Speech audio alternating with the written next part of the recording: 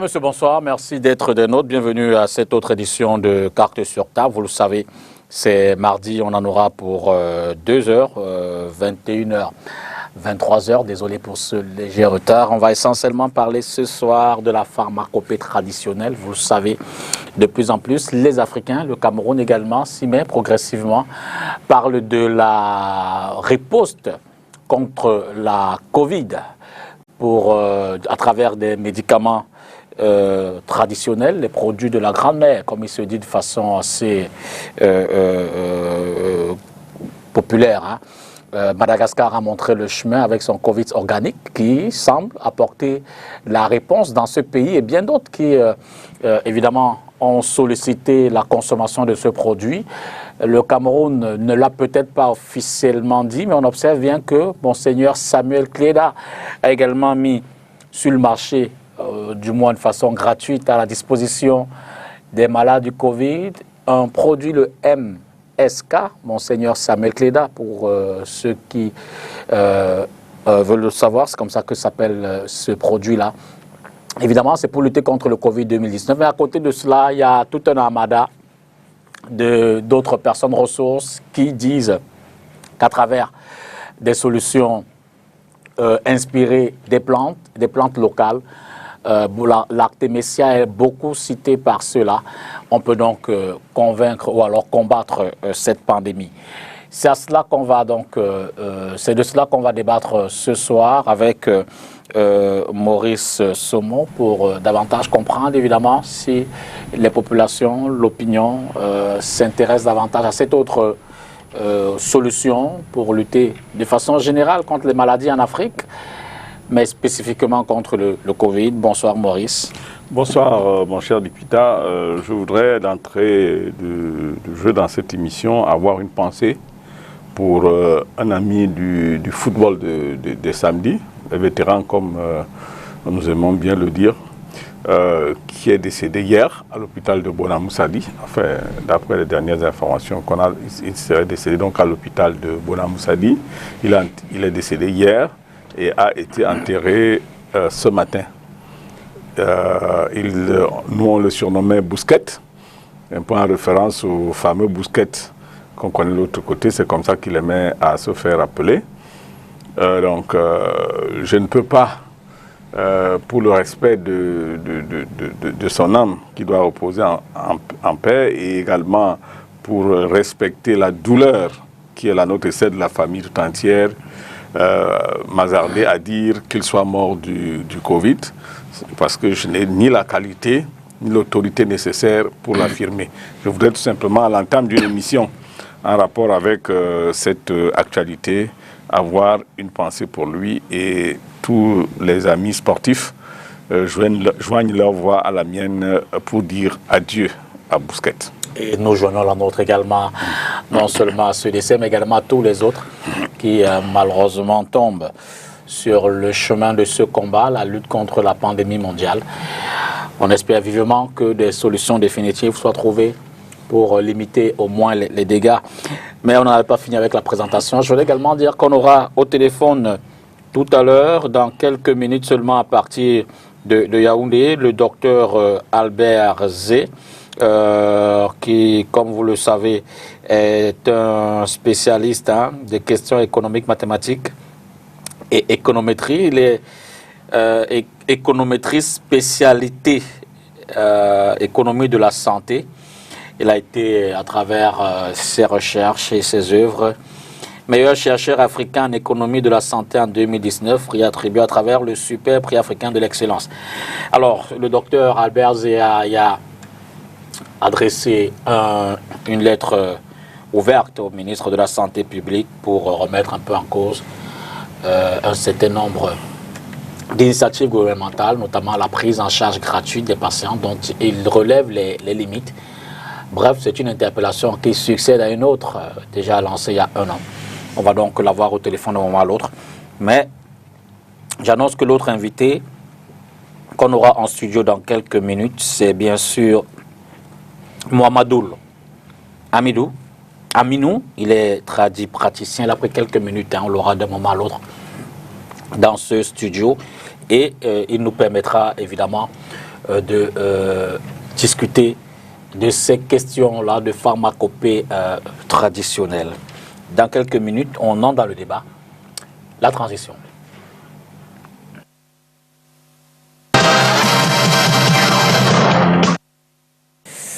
Alors, on va peut-être commencer avec vous déjà, Maurice. Je le disais à l'entame. De plus en plus, l'opinion, les populations s'intéressent davantage à la solution que proposent certains spécialistes de la pharmacopée traditionnelle, les plantes locales. L'exemple type le plus parlant, c'est celui de Monseigneur Samuel Cléda, dont on l'a dit, qui offre gratuitement un produit qui, selon lui, a déjà pu traiter plus de 500 Camerounais. Il en espère faire plus. Un produit donc qui est fait à la base des plantes. Je veux dire que, sachant évidemment qu'il n'y a pas officiellement un vaccin pour prévenir cette maladie-là, cette pandémie-là, et que le traitement, pour l'instant adapté, l'est pour certains cas, parce qu'on sait qu'à un certain niveau, phase 3 de la maladie, avec les respirateurs, ce n'est pas toujours évident. Comment est-ce qu'on peut expliquer donc cette tendance de l'opinion des populations, des malades, à rentrer à la médecine traditionnelle? Bien, je crois que le problème du recours à la pharmacopée traditionnelle répond un peu à une logique qui est comme celle des églises. C'est-à-dire que la logique religieuse, appelons si on peut appeler ça ainsi, c'est-à-dire que dans un premier temps, dans l'église, on a eu ce qu'on appelait les églises classiques, les églises traditionnelles, les églises conventionnelles, appelons ça comme ça, qui étaient connues. Et puis, c'est face à la crise de ces églises, notamment dans l'impossibilité d'apporter des solutions pratiques et concrètes, n'est-ce pas, aux questionnements et aux préoccupations des peuples, n'est-ce pas, que s'imposent ou s'invitent et s'imposent d'autres courants de pensée comme étant des courants alternatifs. C'est le même problème, c'est la même situation que nous vivons actuellement par rapport à cette pandémie. Le plus naturel, on appelle ça naturel concupiscent, le plus naturel possible lorsqu'on est malade en Afrique, chez nous, du moins dans l'Afrique moderne, nous avons quand même atteint un niveau de culture qui fait que lorsque quelqu'un est malade, il a tout de suite le réflexe d'aller à l'hôpital. Et aller à l'hôpital, c'est naturellement pour se faire soigner. Voilà. Maintenant, c'est lorsque, n'est-ce pas, l'hôpital n'apporte pas une solution à son problème que naturellement il fait recours à la pharmacopée traditionnelle. Il y a cette partie. C'est vrai qu'il y a également une partie du monde traditionnaliste chez nous pour qui, n'est-ce pas, les meilleurs ingrédients pour les meilleures solutions aux problèmes de santé pour l'Africain le sont par, n'est-ce pas, des méthodes africaines. Nous avons ici donc deux courants de pensée en réalité qui s'interposent. Un courant très moderne, donc qui fait confiance à la médecine moderne, et un autre courant traditionnaliste qui fait confiance plutôt à la médecine traditionnelle. Sauf que dans un cas comme dans l'autre, il faut voir que lorsqu'un système faillit, n'est-ce pas, on recourt à l'autre. Systématiquement. C'est donc, vous comprenez donc facilement pourquoi Covid, étant déjà dans un premier temps une pandémie qui a été au départ présentée comme une importation de l'Occident, on s'est mis donc à penser, l'Africain s'est mis à penser qu'étant une pandémie de là-bas, elle sera forcément traitée par les remèdes de là-bas. Puis il y a une certaine progression. Cette progression a consisté à quoi? À une forme de comparaison. Des rumeurs sont passées, ou des informations sont passées disant c'est une grippe. comme on en connaît au Cameroun. Et on connaît qu'avec mon ginger, mon ceci, on se soigne des grippes. Comme c'est une grippe, comme les autres, et que nous avons l'habitude de nous soigner avec nos recettes de grand-mère, alors nous allons y aller.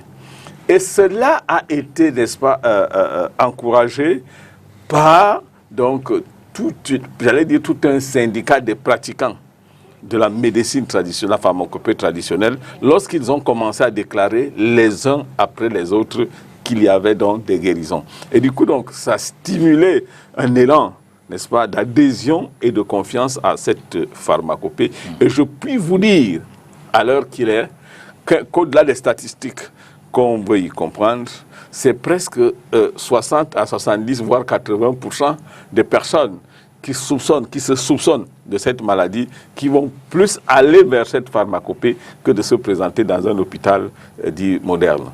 Donc, c'est en fonction de ce qu'ont dit les résultats. Je vais vous dire, je vais reprendre ce que vous disiez tout à l'heure.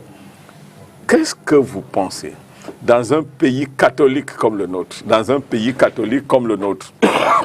un de ces 4 matins, on vous dit que Monseigneur Cléda, que tout le monde connaît, Monseigneur Cléda, que vous connaissez, a découvert un traitement pour une maladie. Et Monseigneur Cléda se met devant les ouailles et devant le peuple et vous dit, voici, j'ai une solution qui est une inspiration divine. Attention, j'ai une solution qui est d'inspiration divine. Qu'est-ce que vous voulez qu'il germe dans la mentalité des gens, de ces ouailles? Ça ne peut être que la solution. On ne va pas se poser des questions sur le principe actif. Absolument. On ne va pas se poser des questions sur autre chose. C'est une adhésion qui est ici d'abord une question de foi.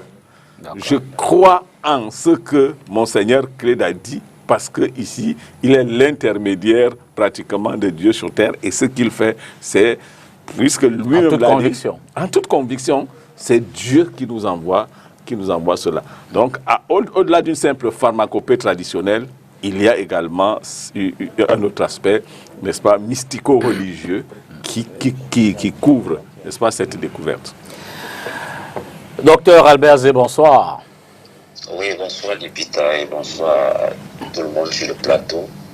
Bonsoir à tout le Cameroun. Vous êtes en direct depuis Yaoundé. Avant de revenir en plein dans le sujet qui nous intéresse ce soir, notamment l'apport de la pharmacopée traditionnelle dans la lutte contre le Covid, je voudrais vous relancer ou alors vous accueillir avec cette lettre ouverte que vous adressez ce jour même au ministre de la Santé publique qui l'interpelle d'abord, mais aussi est assorti de solutions. On peut avoir le résumé, la quintessence de cette interpellation-là?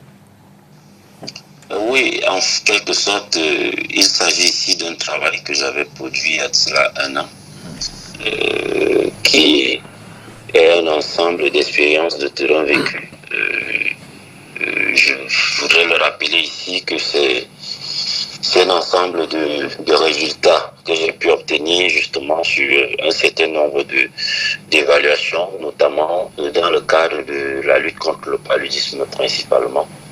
Et lorsque j'avais constaté qu'il y avait un souci de gratuité, tel que le président l'avait prôné il y a de cela beaucoup d'années aujourd'hui sur le traitement des moins de 5 ans, je me suis posé la question de savoir pourquoi est-ce qu'il y avait ce souci de pouvoir implémenter des soins gratuits au Cameroun.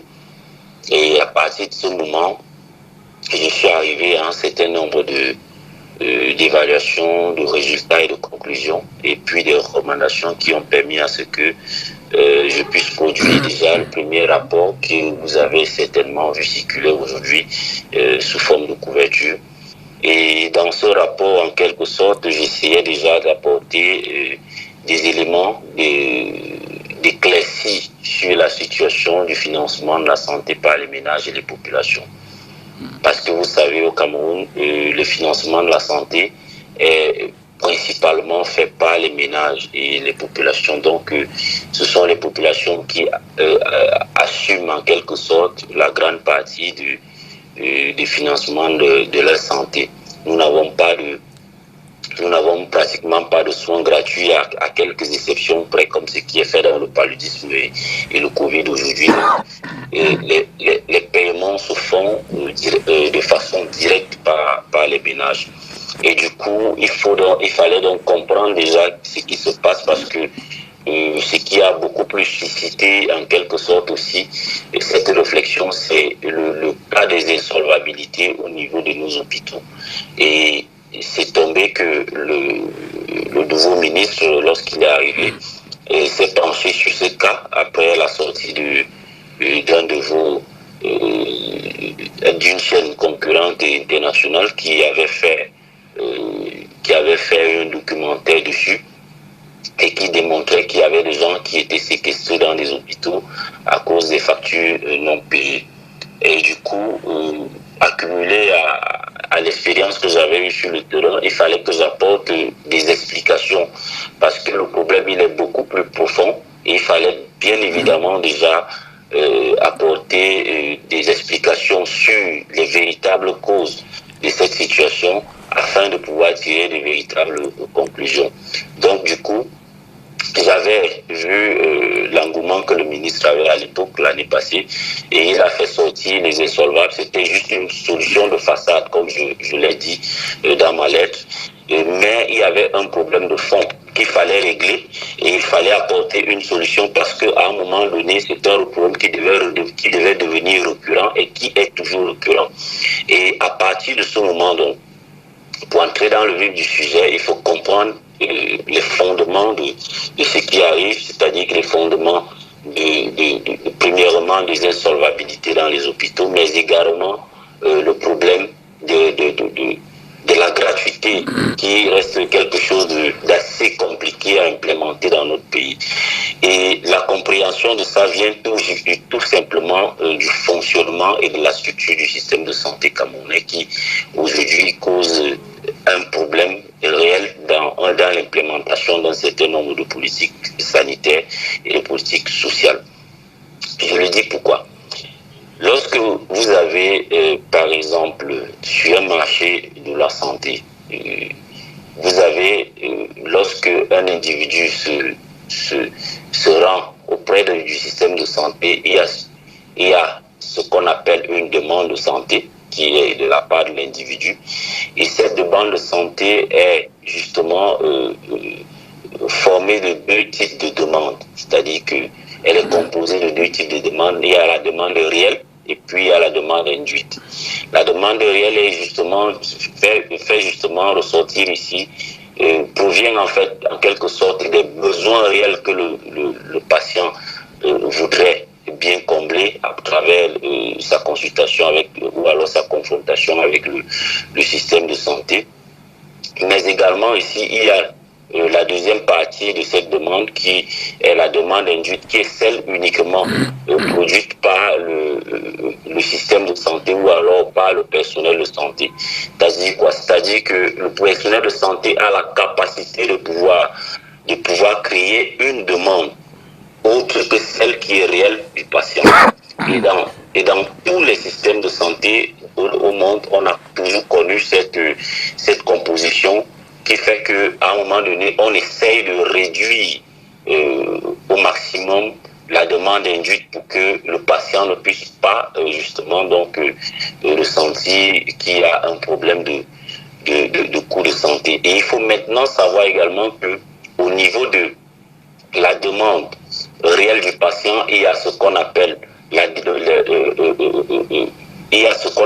une demande indirecte et une demande directe. Ce qui fait que justement on se retrouve avec des coûts de santé qui ont une composition triple. C'est-à-dire que nous avons des coûts de santé qui sont, il y a des coûts directs, des coûts indirects, et puis des coûts de la demande induite par le système de santé.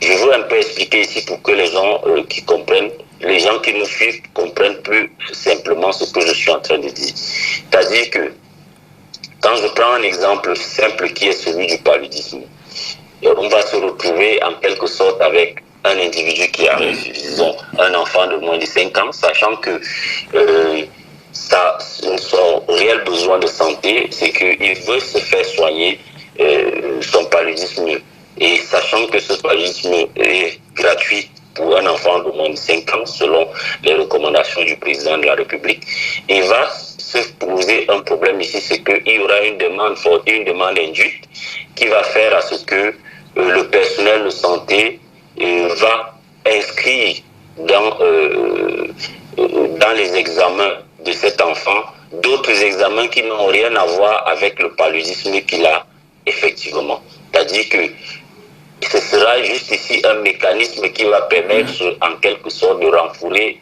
les caisses, les recettes hospitalières. Et je vais vous expliquer un peu plus tard pourquoi est-ce que cela se produit. Donc, vous voyez que on peut bel et bien traiter le paludisme grave chez un enfant de moins de 5 ans, mais la demande induite qui va arriver tout autour peut dépasser en quelque sorte le coût du traitement. Le coût du traitement, ce qui fait qu'on se retrouve ici avec une gratuité qui est absorbée en quelque sorte dans la demande induite. Et c'est ça réellement le problème de notre système de santé.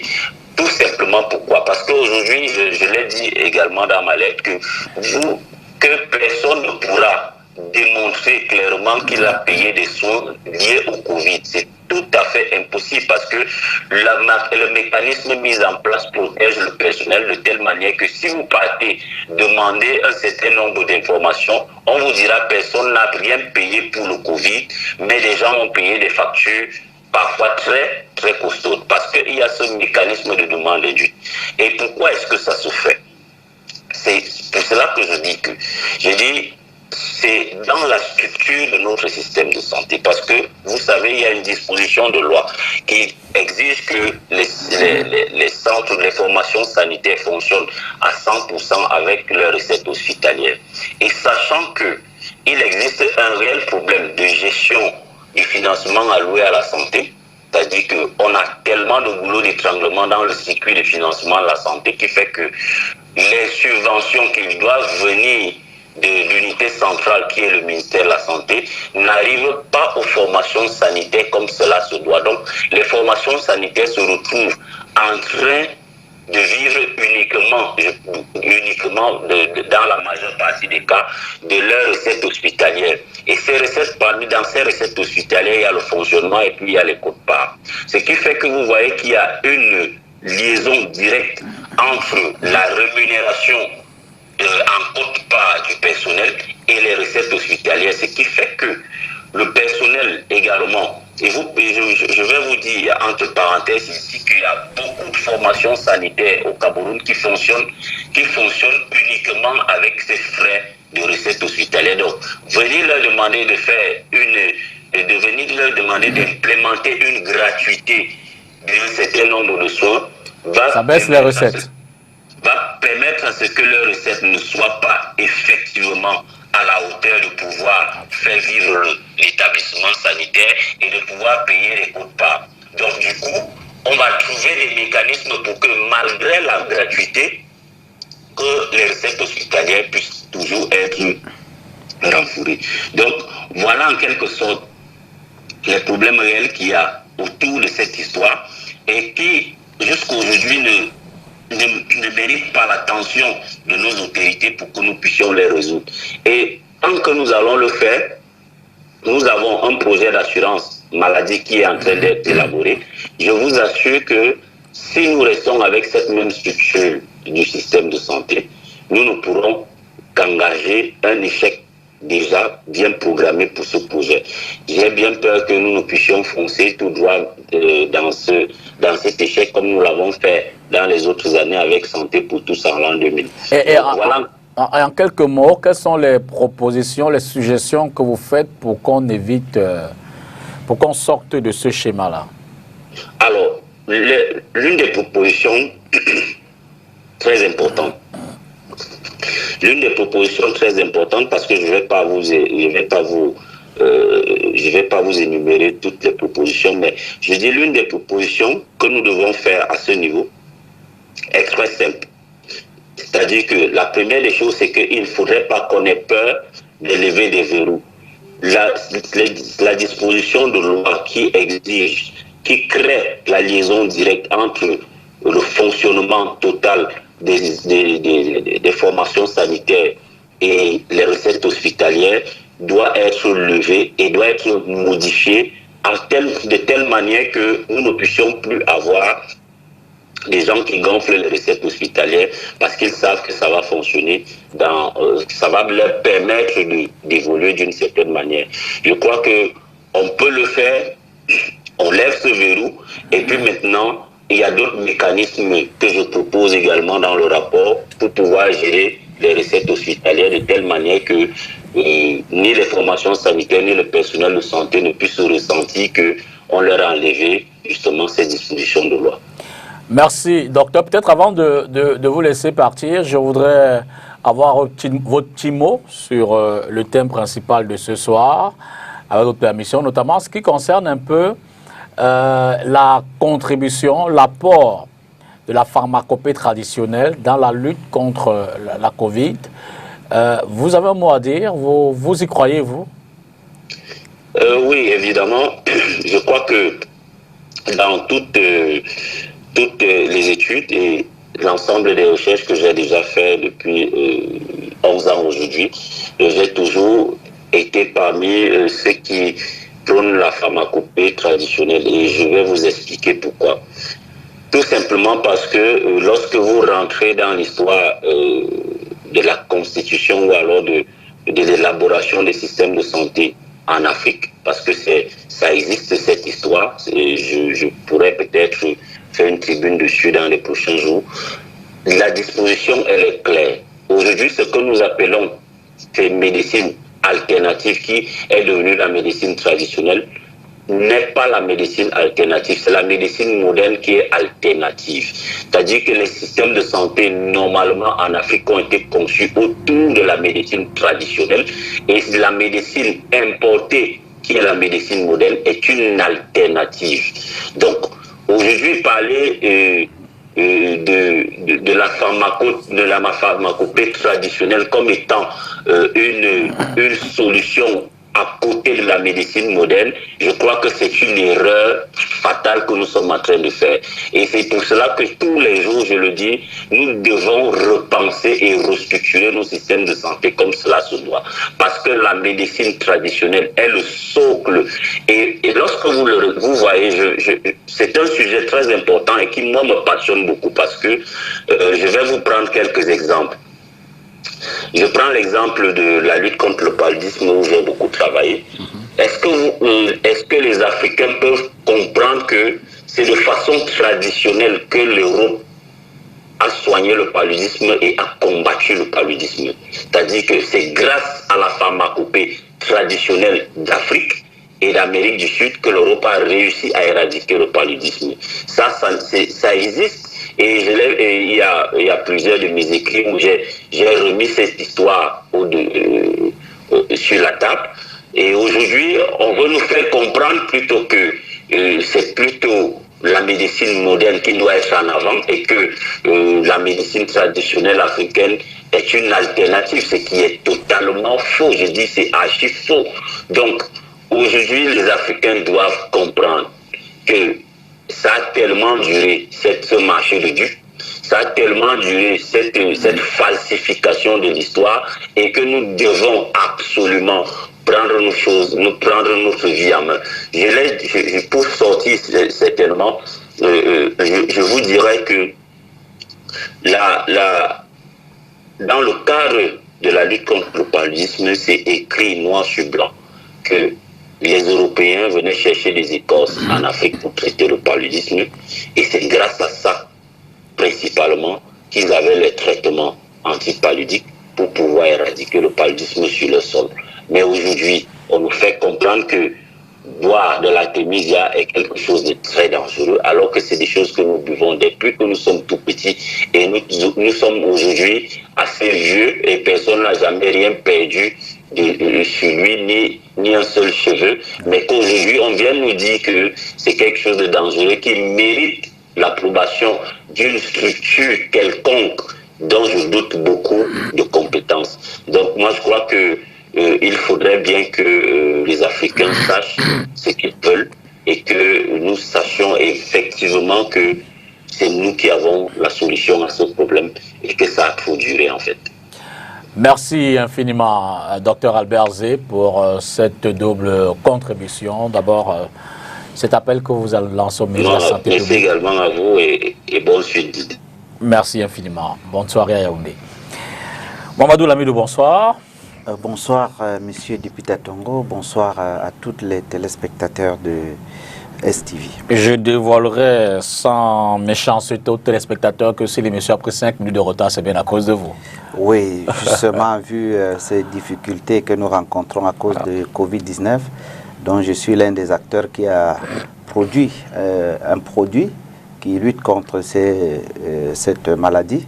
Donc, ce qui fait que vraiment, je suis extrêmement surchargé d'appels et en même temps des actions qu'il faut immédiatement faire pour le suivi de ceux qui ont déjà en train de prendre nos produits. Justement, c'est d'ailleurs le prétexte de ce soir que peut la médecine traditionnelle dans cette lutte.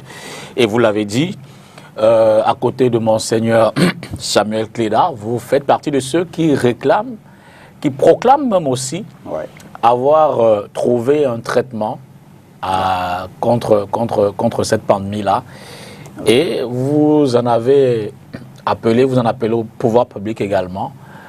D'abord, dites-nous, ça fait combien de temps que vous exercez dans ce domaine? Depuis 29 ans, c'est-à-dire 8 ans de formation et 19 ans de pratique déjà sur le terrain, où j'ai été affilié à l'ASPO Metrancam, qui est l'association pour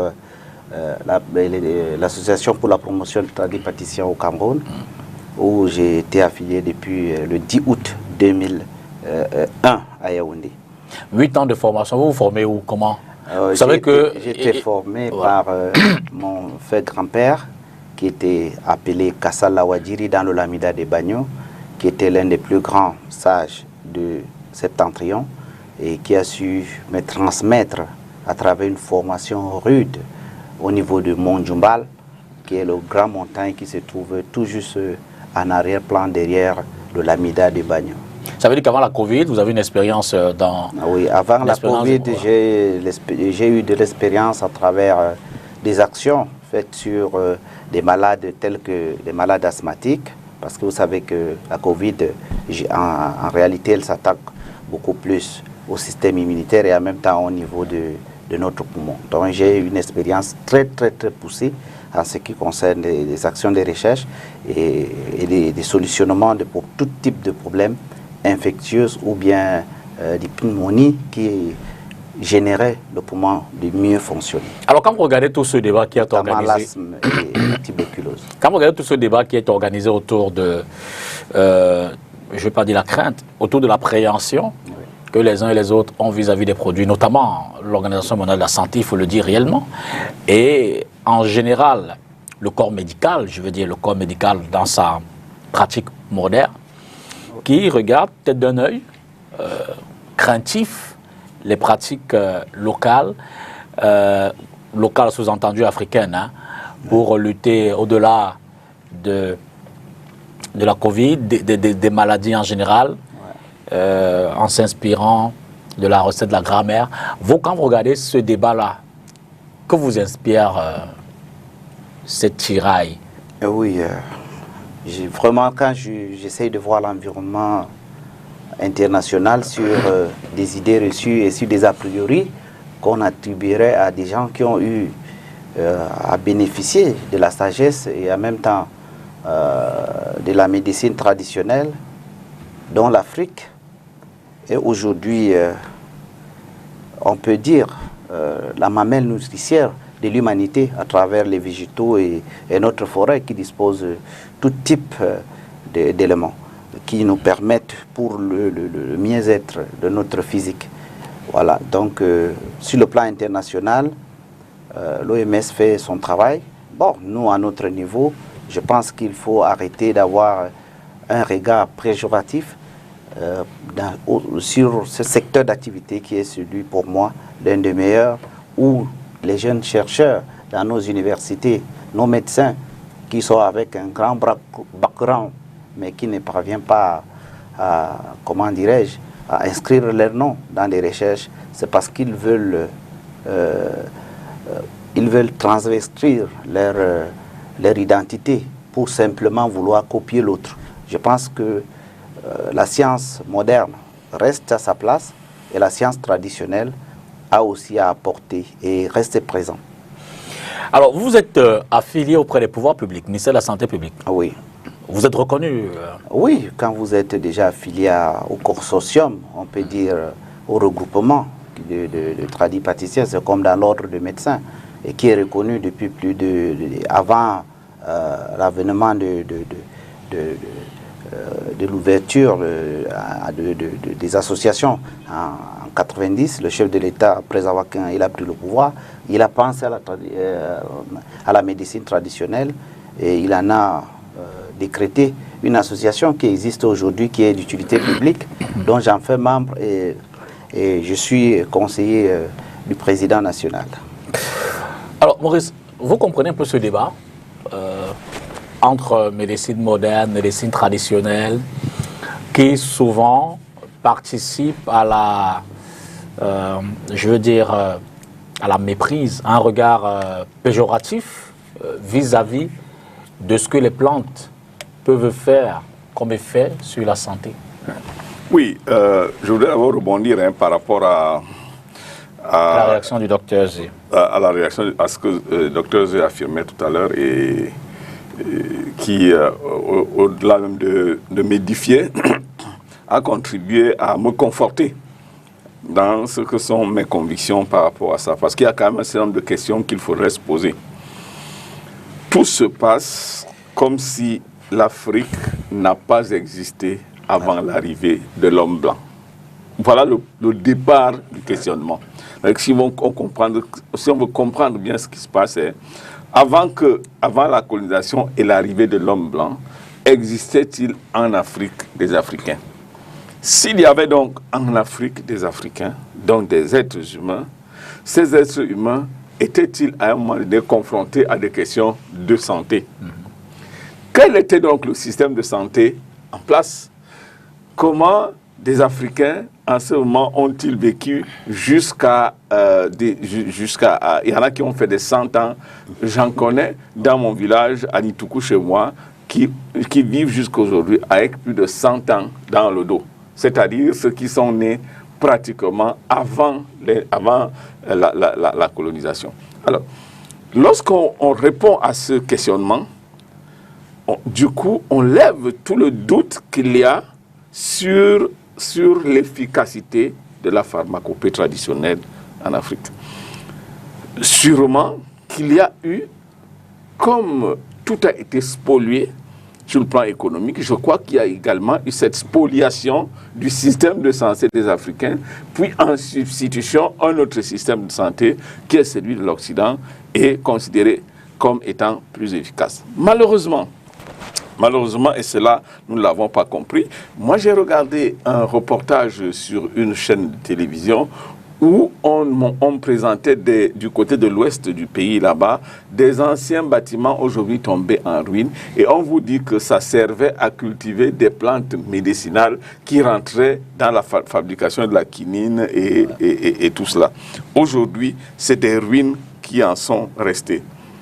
Alors, ces plantes ont été cultivées en Afrique et ont servi à la fabrication, n'est-ce pas, des médicaments pour soigner des Africains. Absolument.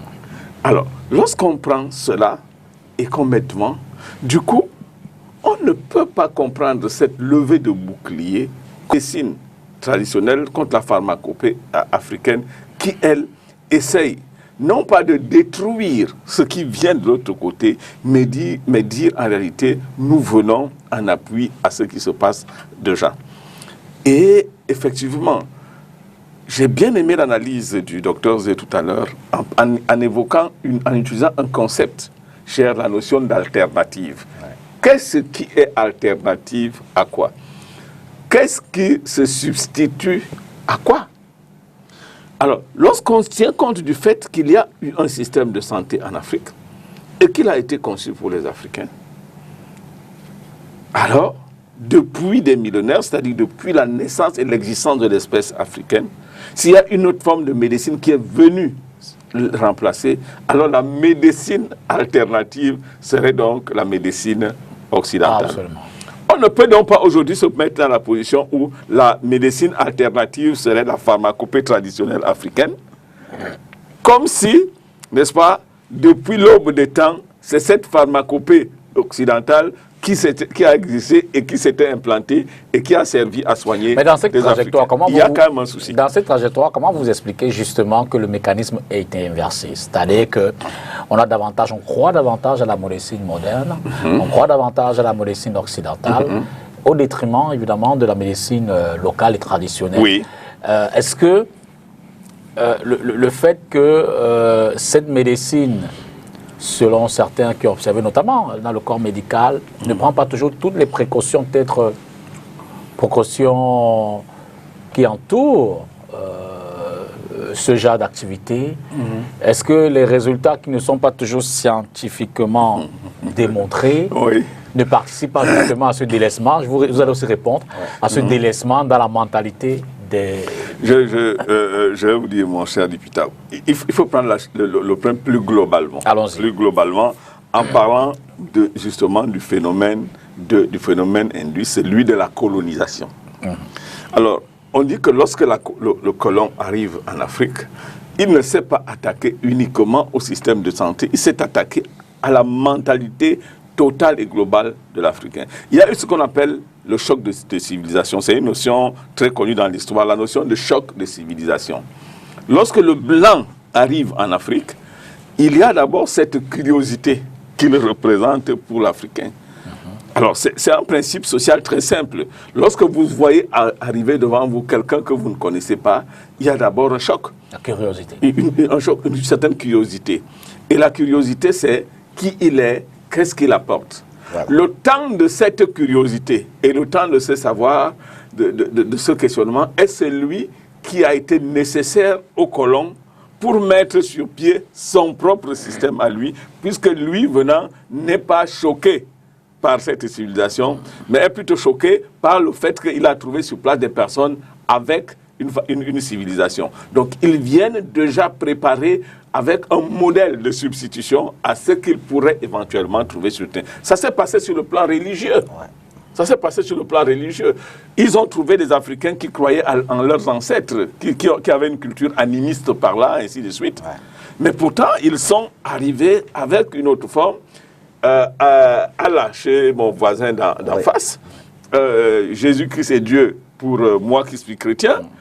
Donc, ils ont apporté ce modèle. Et dans ce modèle de substitution qui a commencé par un lessivage de la mentalité globale africaine et l'institution ou la mise en place d'un modèle de civilisation qui est le sien, le système de santé en a gravement pâti. C'était un des éléments. La preuve, c'est que, et je reviens sur cette thèse de l'existence d'un système de santé en Afrique qui consistait à prendre en charge. Lorsque vous voyez, voilà un praticien que nous avons devant vous, lorsque vous voyez le protocole et le protocole du traitement qu'il met en place, ce n'est pas un voyou qui quelque part aller derrière la maison, aller réfléchir, parce qu'il faut faire attention, il faut les distinguer. Vous voulez dire qu'il y a une science qui accompagne tout ça? Il faut mettre les marabouts de côté, les autres féticheurs qui font... Mais justement, c'est ça la limite d'ailleurs. C'est ça la limite. Je parle de la pharmacopée traditionnelle qui étymologiquement est définie dans le dictionnaire comme l'usage des plantes naturelles, n'est-ce pas, pour fabriquer des produits servant à guérir des personnes.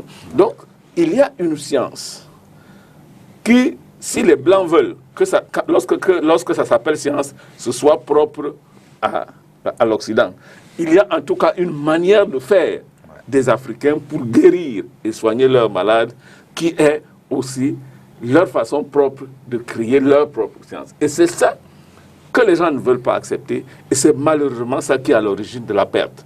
Donc cette aliénation mentale qui a commencé, qui allait sur le plan économique et sur les autres plans, a malheureusement retrouvé le système de santé et tente de le tuer aujourd'hui. C'est le seul élément d'ailleurs que je reproche, le seul reproche que je peux faire à mon Seigneur Cléda, tout ce qu'il fait tellement bien. Mais lorsqu'on n'est pas très adossé, n'est-ce pas, à la chrétienté, on a de la peine à accepter qu'il adosse, n'est-ce pas, sa mixture ainsi trouvée, qui est très positive pour les santé des gens, sur l'explication divine. Sur l'explication divine. Pour ceux qui n'acceptent pas l'existence de cette divinité. De cette divinité. Il y a donc là le problème. Mais s'il reste dans la neutralité simple et dire je suis africain, j'ai trouvé des plantes pour mes frères africains, on aurait même encore accepté qu'ils disent que ce sont ses ancêtres qui l'ont inspiré. Mais malheureusement, on ne peut pas demander quand même à Monseigneur de dire de se détacher de ses croyances. C'est pas possible. Voilà. Alors, Mamadoul, pour revenir un peu sur la question, vous comprenez également ce débat-là qui tend à vraiment ne pas revaloriser ce que vous pratiquez comme médecine. Et d'ailleurs, Maurice a bien fait de le relever, parce qu'à côté de vous, quand même, il y a certains qui ne respectent toujours pas les mesures, tout au moins d'hygiène, et dont les résultats ne sont pas probants, qui semblent être, on les appelle de façon légère, les charlatans. Voilà. À côté de cela, ça décrédibilise grandement le travail quand même que certains sérieux, peut-être comme vous, font au quotidien. Oui, justement, monsieur député, vous devez comprendre que dans toute corps de métier, il y a des brebis galeuses, notamment au niveau des tradipraticiens. Nous avons des personnes, par des soucis économiques, qui s'improvisent dans ce secteur pour pouvoir chercher à arrondir parfois leur fin du mois. Bon, pour ça, il faut simplement que notre corporation puisse être revalorisée et qu'il y ait peut-être une législation plus dure, plus rigide, pour amener des acteurs de ce secteur de pouvoir davantage s'identifier et de mieux exprimer leur travail dans un cadre d'éthique. Voilà. Donc, pour ma part, je pense que le Cameroun est une source d'espoir pour l'humanité, parce que aujourd'hui, où d'autres pays sont ravagés par la perte de leurs terres, notamment à travers des cultures excessives comme la Côte d'Ivoire et autres. Chez nous ici, il y a encore la forêt, malgré que c'est aussi exploité. Donc, nous, on doit s'abreuver davantage à travers notre riche environnement. Le monde entier connaît l'histoire de l'Afrique à travers l'Égypte antique. Et l'Égypte antique n'est pas arrivée ex nihilo. Elle est arrivée parce qu'il y avait des prêtres africains très puissants vivant dans la forêt équatoriale, notamment au sud du Sahara, ici. Et ceux-là ont toujours été en harmonie avec la nature. Et à travers ces études de la nature et la compréhension de Dieu selon eux, ils ont compris que la nature était en harmonie avec nous. Et que Dieu ne peut pas vous créer au Cameroun et il va cacher votre médicament en Chine. Donc il y a des moyens pour vous de trouver des solutions à votre santé d'où vous habitez, d'où vous vivez. C'est sur ces principes que je ne pouvais accepter ce qui est dit sur nous et de refuser d'élargir mon champ de vision pour pouvoir chercher des solutions pour le cas actuel qui nous mine. Je rappelle que dans la structure, d'ailleurs, dans l'architecture du ministère de la Santé, il y a toute une direction qui s'occupe qui s'intéresse à la médecine traditionnelle, qui l'encadre, qui en fait le suivi. Alors, venons-en au... Il n'y a pas de budget pour ça. Donc, nous ne sommes pas associés à des conférences, à des trucs. Bon, je peux dire que ça existe, mais pour moi, ça n'existe pas. Vous n'êtes pas associé à la réflexion. Voilà. Dites-moi, comment vous êtes organisé, structuré dans votre association-là? Et puis le lien avec la... Nous avons l'avantage, vraiment, c'est l'association la plus représentative association étant au Cameroun. Moi, je suis né à Bagno, j'ai trouvé le délégué régional des Asprométrancam qui m'a tenu à la main. Et c'est lui-même qui m'a orienté. C'est ce président, c'est lui qui était l'ex-président de la Croix-Rouge. C'est lui qui a cédé la place à la dame actuelle. Donc c'est pour vous dire, c'est une très très grande personnalité. William était Kimbouma de regretter mémoire. Non, après lui, c'était son vice-président, c'est l'imam Hamidou, qui est l'imam de la mosquée des Sauces.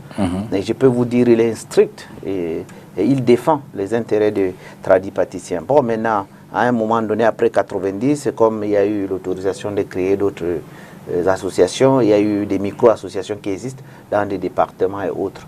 Mais en principe, c'est celui-là avec lequel moi j'ai toujours opéré et nous avons des codes d'éthique, ce qu'il ne faut pas faire. Si vous allez voir notre fiche de renseignement, avant d'adhérer, on vous interdit par exemple de faire la fausse monnaie, on vous interdit de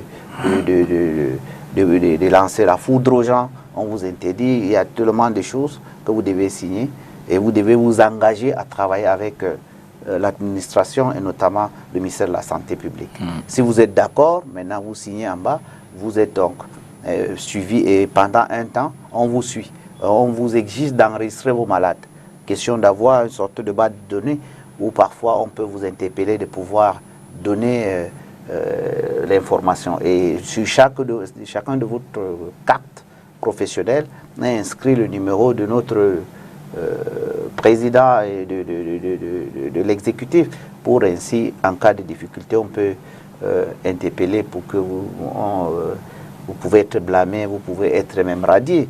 Bon, maintenant, je peux dire l'âge aussi de notre président, il a pris un peu de l'âge, peut-être c'est à ce niveau, mais nous sommes ces jeunes-là qui sont en train de vouloir relever pour que ensemble ce corps de métier soit revalorisé et que les uns et les autres qui sont aujourd'hui en train de comprendre que aujourd'hui nous sommes envahis, monsieur le député, nous sommes envahis. Tous ces produits qu'on vend dans notre pays, notamment par des moyens non conformes. Non conformes, ce qu'on appelle souvent la fraude, la contrebande. Oui, il y a une sorte de business autour de la santé qui sont ici chez nous à travers des produits qui viennent de l'Asie et autres. De façon. Voilà. Donc, tous ces produits qui arrivent ici sont des produits en fait qui ne sont même pas contrôlés, qui viennent de l'Asie comme ça, qui n'a même pas qui n'est pas conforme à notre environnement. Donc c'est à nous de valoriser ce que nous avons ici. Alors dites-vous, comment est-ce que vous, je veux dire, je vais le dire comme ça pour me faire comprendre, comment vous certifiez vos produits? Je veux dire, est-ce qu'il y a un mécanisme de contrôle qui, pendant que vous faites vos recherches et que vous mettez un produit sur place, y a-t-il un mécanisme qui vient essayer de faire une forme de contre-expertise? Oui, parce que là, comme par exemple, je parle de moi par exemple, je travaille avec le laboratoire Djumbal qui me facilite, au niveau de la recherche. J'ai par exemple été consulté par des Occidentaux de pouvoir envoyer certains de mes produits pour qu'ils m'aident à voir mieux à l'intérieur, mais certaines conditions qui se présentent me font un peu peur à mon niveau. C'est pour ça que j'accepte de communiquer pour essayer d'être connu au cas où si je me livre à ces gens-là et que des problèmes arrivent, il y aurait quand même un peu de traces. Parce qu'en dehors des actions passées qui a été prouvées par les recherches, parce que moi j'ai toujours travaillé avec les médecins, hein, j'ai toujours collaboré. La preuve, j'ai accompagné beaucoup de jeunes qui sont devenus médecins, aujourd'hui qui m'appellent même professeur. Peut-être demain, ils comptent me donner peut-être le doctorat ou notre je ne sais pas. Mais si c'est eux qui étaient... Au regard des performances, je présume. Au regard des performances, voilà. Donc, je ne suis pas médecin, mais je suis un tradipraticien qui travaille et qui collabore avec ceux d'en face pour mieux faire et pour faire bien. Dans votre clientèle, quelle est la tranche d'âge et peut-être quelles sont les classes sociales? C'est du tout venant, c'est tout le monde? On retrouve, monsieur, tout le monde. Je peux vous dire, tout le monde me consulte. Du plus bas au plus haut, sommet de notre pays. Notre environnement social. Ah d'accord. Ou le corps social.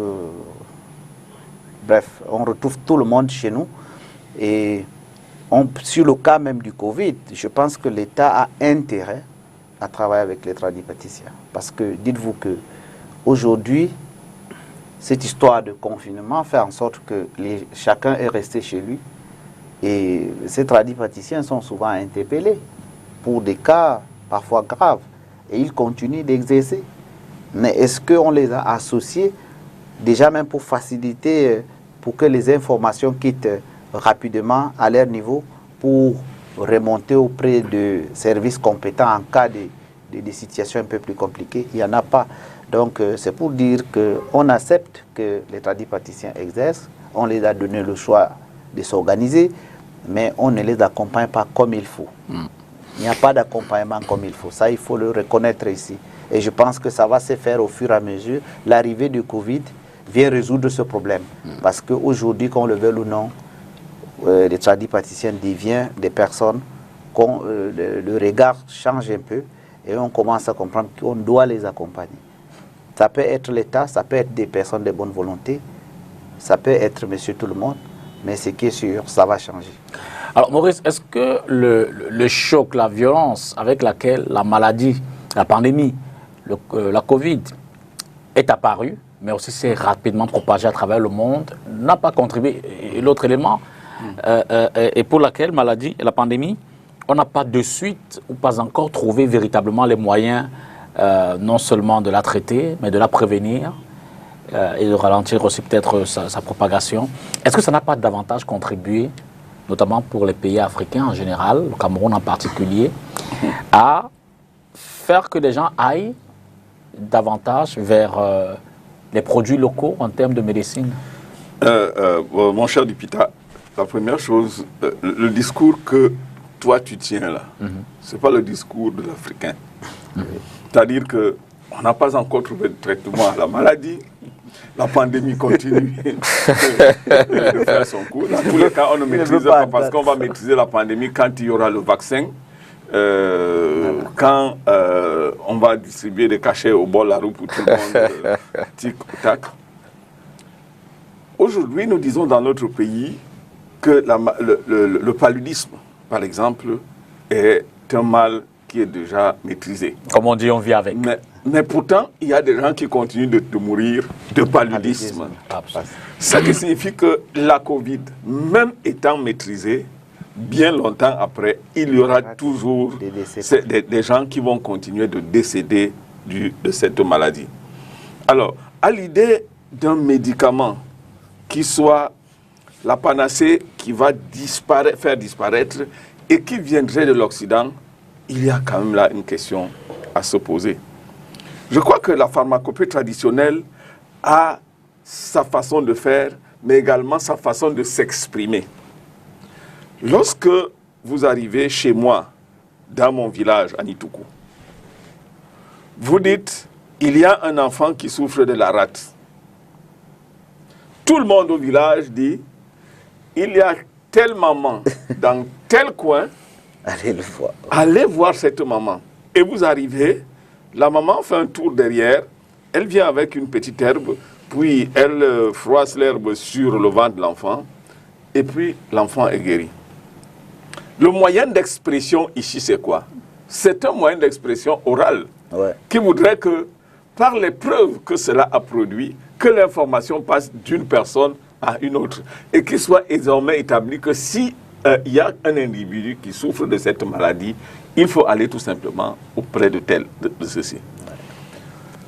Et on est même heureux aujourd'hui que les moyens de communication modernes, comme la radio et la télévision, tous les médias, peuvent se mettre au service.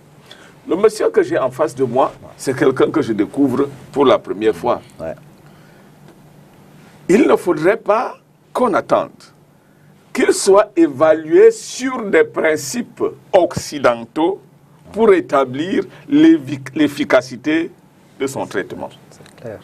Nous avons nos façons propres en tant qu'Africains de procéder à l'évaluation, n'est-ce pas, de nos traitements. Et je peux vous dire avec assurance que dans la pratique de la médecine traditionnelle en Afrique, ceux qui font dans, comment on appelle ça, ceux qui s'improvisent là-dedans, ceux qui trichent là-dedans, ils meurent de leur propre mort. Parce que très rapidement, l'opinion qui porte vers le haut, Oui. ceux qui traitent bien, Oui. descendent de la même façon ceux qui s'improvisent et qui sont des charlatans Ouais. de la chose. Tout simplement. Pourquoi est-ce que des gens vont aujourd'hui vers la pharmacopée traditionnelle?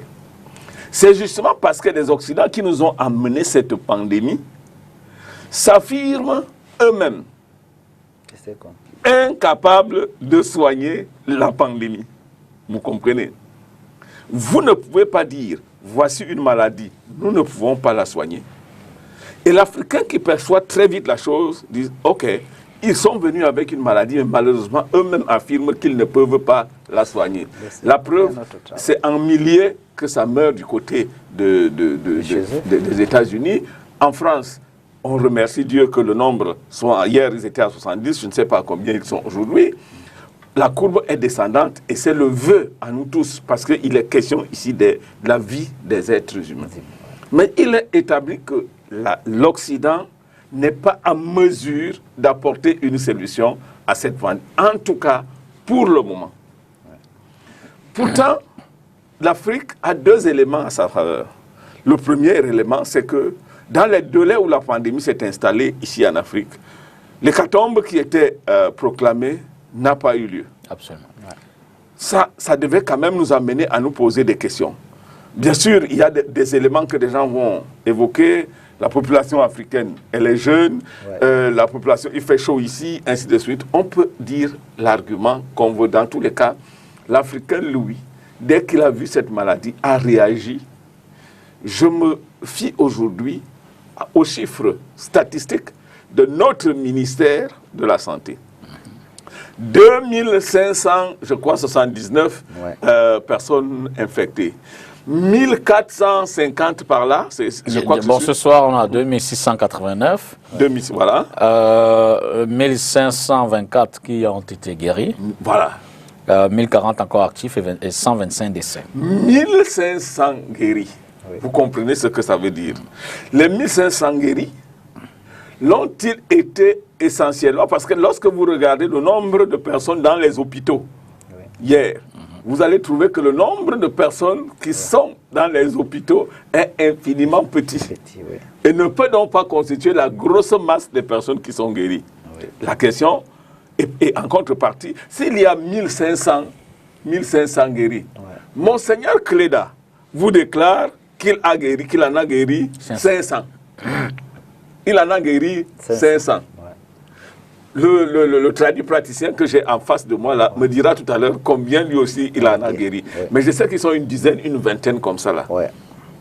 Et donc du coup, je crois que les Africains ont trouvé la solution à leur propre situation en concevant des traitements qui sont typiquement africains.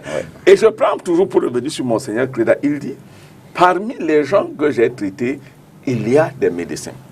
Et ça, c'est extrêmement révolutionnaire. Ça peut passer inaperçu, mais c'est extrêmement révolutionnaire. C'est-à-dire que les médecins, à un moment donné, ont compris qu'avant d'être des médecins formés sur un modèle occidental, ils sont d'abord des Africains. Et c'est ça qui les a sauvés pour la plupart, ceux qui sont guéris de cette pandémie. Donc, vous comprenez que lorsqu'on réfléchit sur ces principes, c'est tout à fait normal. Et je vous le dirai d'Ipita, que si aujourd'hui j'étais testé positif au coronavirus, je sais qu'il y en a qui me gaucheraient pour ça. Mais ma première direction que je prendrais, ce n'est pas dans un centre de prise en charge que j'irai en particulier. J'irai d'abord chercher chez le traduit praticien de chez moi la solution à ce problème. Vous comprenez? Puisque les Africains ont démontré par leur pratique qu'ils peuvent le faire. Je vous rappelle, 1500 guéris. Un seul traduit praticien en a guéri 500. Quelle autre statistique vous voulez pour démontrer? Sur le plan scientifique, l'efficacité de... La dernière chose, c'est le principe d'évaluation. Le principe d'évaluation est universellement scientifique. Lorsque il faut évaluer une chose, il y a des canons pour lesquels on les évalue. Sauf que les modèles d'évaluation de l'efficacité à l'occidental ne sera pas forcément la même grille d'évaluation en Afrique. Et c'est là où l'erreur se fait. C'est-à-dire que exactement, comme l'occidental pense que tout traitement est bâti sur un principe actif connu. Absolument. Bon, et dans l'impossibilité de trouver exactement ce qu'est le principe actif, quel est le principe actif de la pharmacopée traditionnelle africaine, il la déclare non valide. Vous comprenez ce que je veux dire? Il déclare cette pharmacopée non valide tout simplement parce que le principe actif ne répond pas au canon d'évaluation qui est le leur. Le monde doit être... Comment vous voulez aller mesurer le volume d'eau avec le mètre? Il y a quand même quelque chose qui ne va pas. Oui. Nous avons en Afrique notre façon d'évaluer l'efficacité de nos produits. L'occidental, les Occidentaux ont leur façon à eux d'évaluer. Ça ne peut pas être ça. Le seul outil d'évaluation qui me semble efficace actuellement et objectif, c'est en termes de combien de personnes malades, combien de personnes sont guéries. La seule preuve. Bon, venons-en donc à votre expertise en tant que l'un de ceux qui se réclament avoir guéri des cas. D'abord, à quel moment vous vous êtes intéressé à la pandémie? À la pandémie. Dès lors où, en tant que musulman, vous savez très bien que l'année-ci va rester dans l'histoire. Certainement. Voilà. Avant d'être tradipraticien, issu de Septentrion, je suis de confession religieuse musulmane. Voilà. Donc, quand j'ai compris que les taux étaient en train de se refermer sur nous, au point où même à la Mecque, les musulmans ne parvenaient pas à aller pratiquer leurs rituels de prière autour de la Kaaba, j'ai commencé à comprendre que je suis interpellé.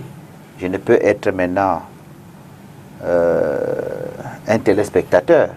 Je dois être un acteur et qu'à travers ce que j'avais l'habitude de faire, il fallait immédiatement commencer à pousser des recherches pour comprendre sur les enseignements, sur les publications de l'OMS, à travers d'abord des signes de ces maladies telles qu'elles réagissaient. C'est là où je me rends compte que j'avais déjà ces personnes-là tous les jours là, qui viennent avec ces mêmes problèmes. Donc, il fallait simplement aussi écouter l'actualité. Et c'est là, immédiatement, parmi l'un de mes produits fétiches, dont j'ai baptisé, vu l'actualité, qu'elle doit pour que rester dans l'histoire, je l'ai baptisé Covid Cure, qui est une sorte de curettage qui est fait à l'intérieur de l'organisme, c'est-à-dire en renforçant votre système immunitaire. Ce produit a plus de 2000 principes actifs, sur lesquels se reposent les antirétroviraux, les antifongiques, les antibiotiques. Donc, c'est l'assemblage des recettes très efficaces dont j'ai essayé de travailler avec depuis fort de lustre dans le cadre de traitements, comme je vous ai dit, sur le plan pulmonaire. Parce que je suis spécialiste dans ce domaine depuis fort longtemps, parce que chez nous, par exemple, vous pouvez aller à 100 km. Si vous êtes dans la Dama, pour ne pas rencontrer d'hôpital, il n'y en a pas. Il a fallu l'arrivée de ces ministres qui a commencé à obliger les médecins d'aller rester à l'intérieur du pays. Ils n'apprennent rien à personne. Depuis ce temps, nos bergers qui vivent avec nos bétails en brousse, qui sont souvent mordus par le serpent. Donc, parmi les recettes qui se trouvent dans la Covid Cure, il y a un produit extrêmement puissant, donc qui est antivénémeux, au point où je me suis dit, si chez moi, je prends juste simple, l'un des éléments que je vais te donner la première ici, qu'on appelle Jimtali.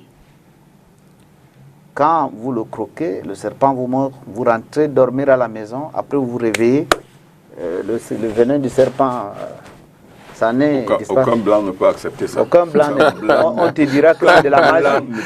Il faut faire la démonstration. Voilà. C'est la sorcellerie africaine. Voilà. plus rapide que Après, tu expliques. Vous appelez ça plus comment rapide, plus rapide. J'ai appelé ça Jim Tally. Ça Voilà. s'appelle comment en français? Bon, j'ai le nom en D'accord, vous français n'avez pas pas, ok. encore. Monsieur le député, ça s'appelle Jim Tally. Simplement. Ouais. Simplement. On n'a pas besoin de... Ça Ça s'appelle Jim Tally, comme les gens l'ont Ah non, je comprends, Ne cherche pas à donner son nom en français, Voilà. ça s'appelle Jim Tally. Donc, Ouais. ceux qui en veulent n'ont qu'à venir me voir pour que je les présente. C'est tout. Voilà, donc... Et ça fait partie des produits que vous Ça mettez fait pas, dans... oui, dans Covid. Ok. Donc, elle est même l'un des éléments les plus précieux parce qu'il fallait voir que si le serpent peut me mordre et que j'en reste vivant, c'est pourquoi... Ça veut dire que ça neutralise bien vous des... le savez très bien, même nos charmeurs de serpents dans le septentrion vivent avec des serpents dans des maisons, dans des sacs. Ils sont mordus tous les jours. Il n'y a pas assez d'hôpital pour pouvoir s'occuper d'eux. Là-bas, vous le savez bien, le plateau technique n'est pas aussi assez conséquent. Donc, c'est pour dire que j'ai compris qu'il fallait poser cet acte-là à travers des moyens scientifiques que je maîtrise bien. Et Dieu merci que, ayant eu toujours la chance des acteurs volontaires qui sont des patients, eux-mêmes qui viennent me fréquenter, donc il était facile pour moi de faire tester des produits, même sur le plan physiologique, à travers des malades volontaires. Alors, qui acceptent. ce que vous avez... Déjà, Maurice a subtilement abordé la question tout à l'heure. Ouais. Combien de patients à ce jour Que le Covid, que vous avez déjà... depuis l'arrivée de la pandémie, au niveau du Cameroun, je suis déjà à presque 110. Oh. Au niveau du Cameroun. Et j'envoie les produits en Europe. Pas plus tard que demain matin, je vais envoyer des produits par DHL Wow. aux États-Unis et en France. Et ces patients, Oui.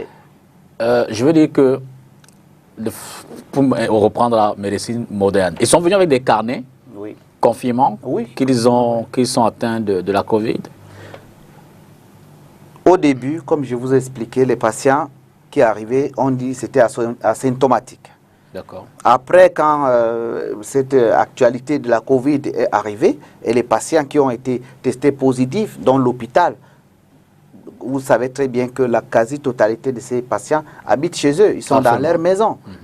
C'est une minorité qui est à l'hôpital. Donc ceux-là, leur famille, par curiosité et autres, ayant leurs documents en main, et il y avait des effets secondaires, des médicaments qui les ont été proposés. Par exemple, pas plus tard qu'il y a une semaine, il y a un comme ça qui avait assez la diarrhée. Il a pris le protocole qu'on lui a administré, il était à la maison et c'est comme ça qu'il faisait la diarrhée sans arrêt. Je lui ai dit, prends le Covicure et mets dans de l'eau chaude, dans un verre d'eau chaude. Prends, après 1 heure de temps, reprends encore ce Covicure.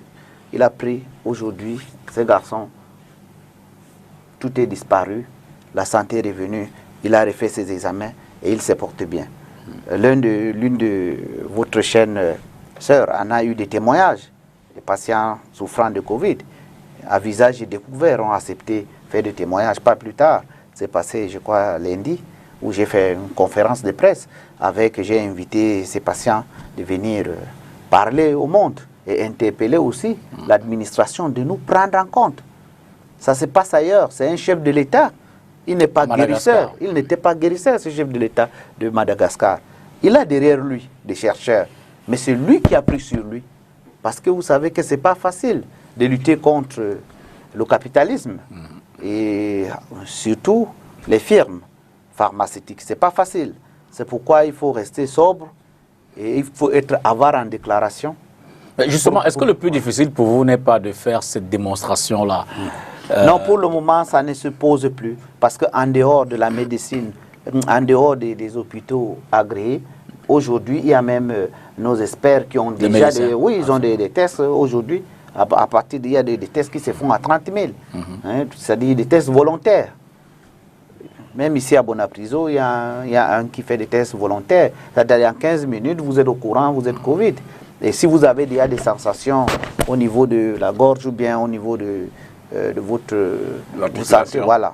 Généralement, quand vous avez été en contact, et beaucoup qui ont été en contact aussi avec les gens de Covid, dont on les met en confinement, le temps d'attendre que la maladie se développe avant de voir comment on va les soigner, ceux-là, vous pensez qu'ils vont s'asseoir sans chercher à rien faire?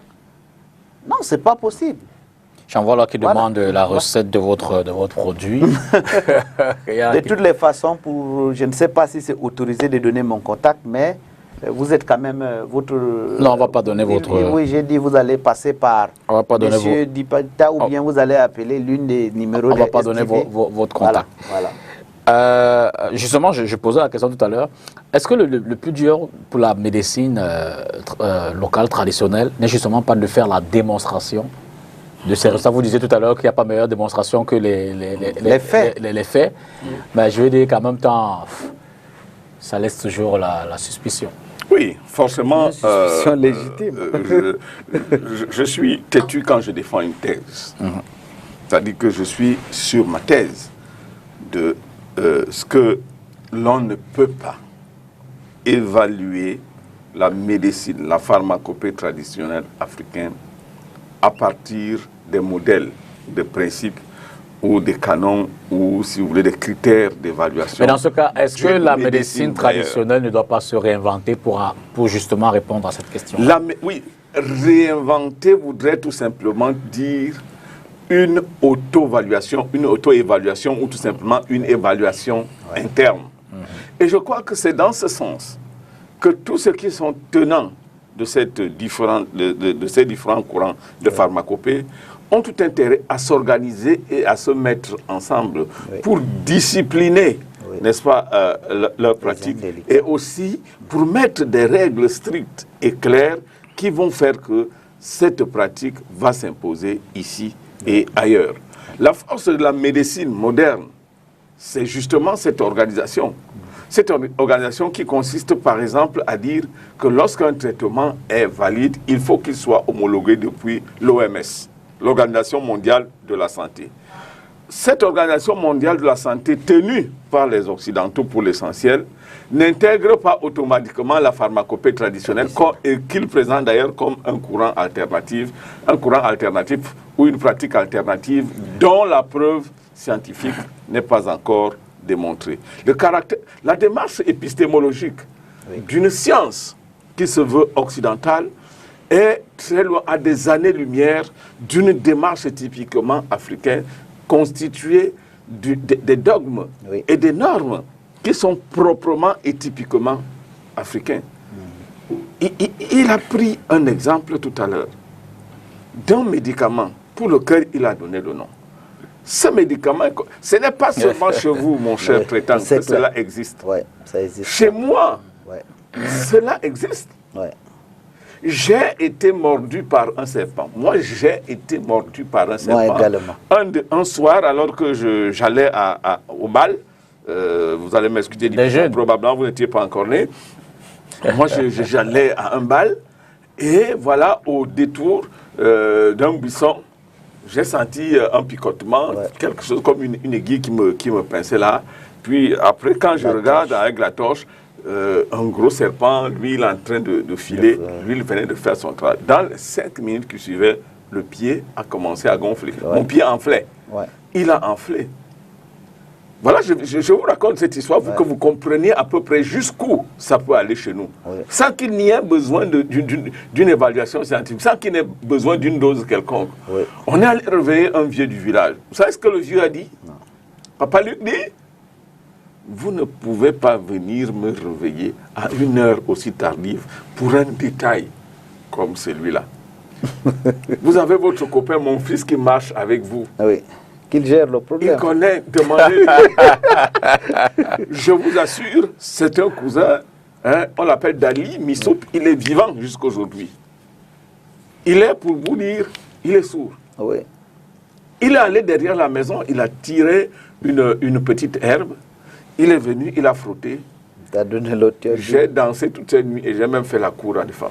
Sans ça, j'étais un gars, il ne s'est rien passé. Donnez-moi une norme scientifique, épistémologique, dans l'épistémologie. Donnez-moi une logique scientifique occidentale qui peut démontrer une telle chose. Et bizarrement, ça marche à tous les coups. C'est ça le plus grave. Ça marche à tous les coups.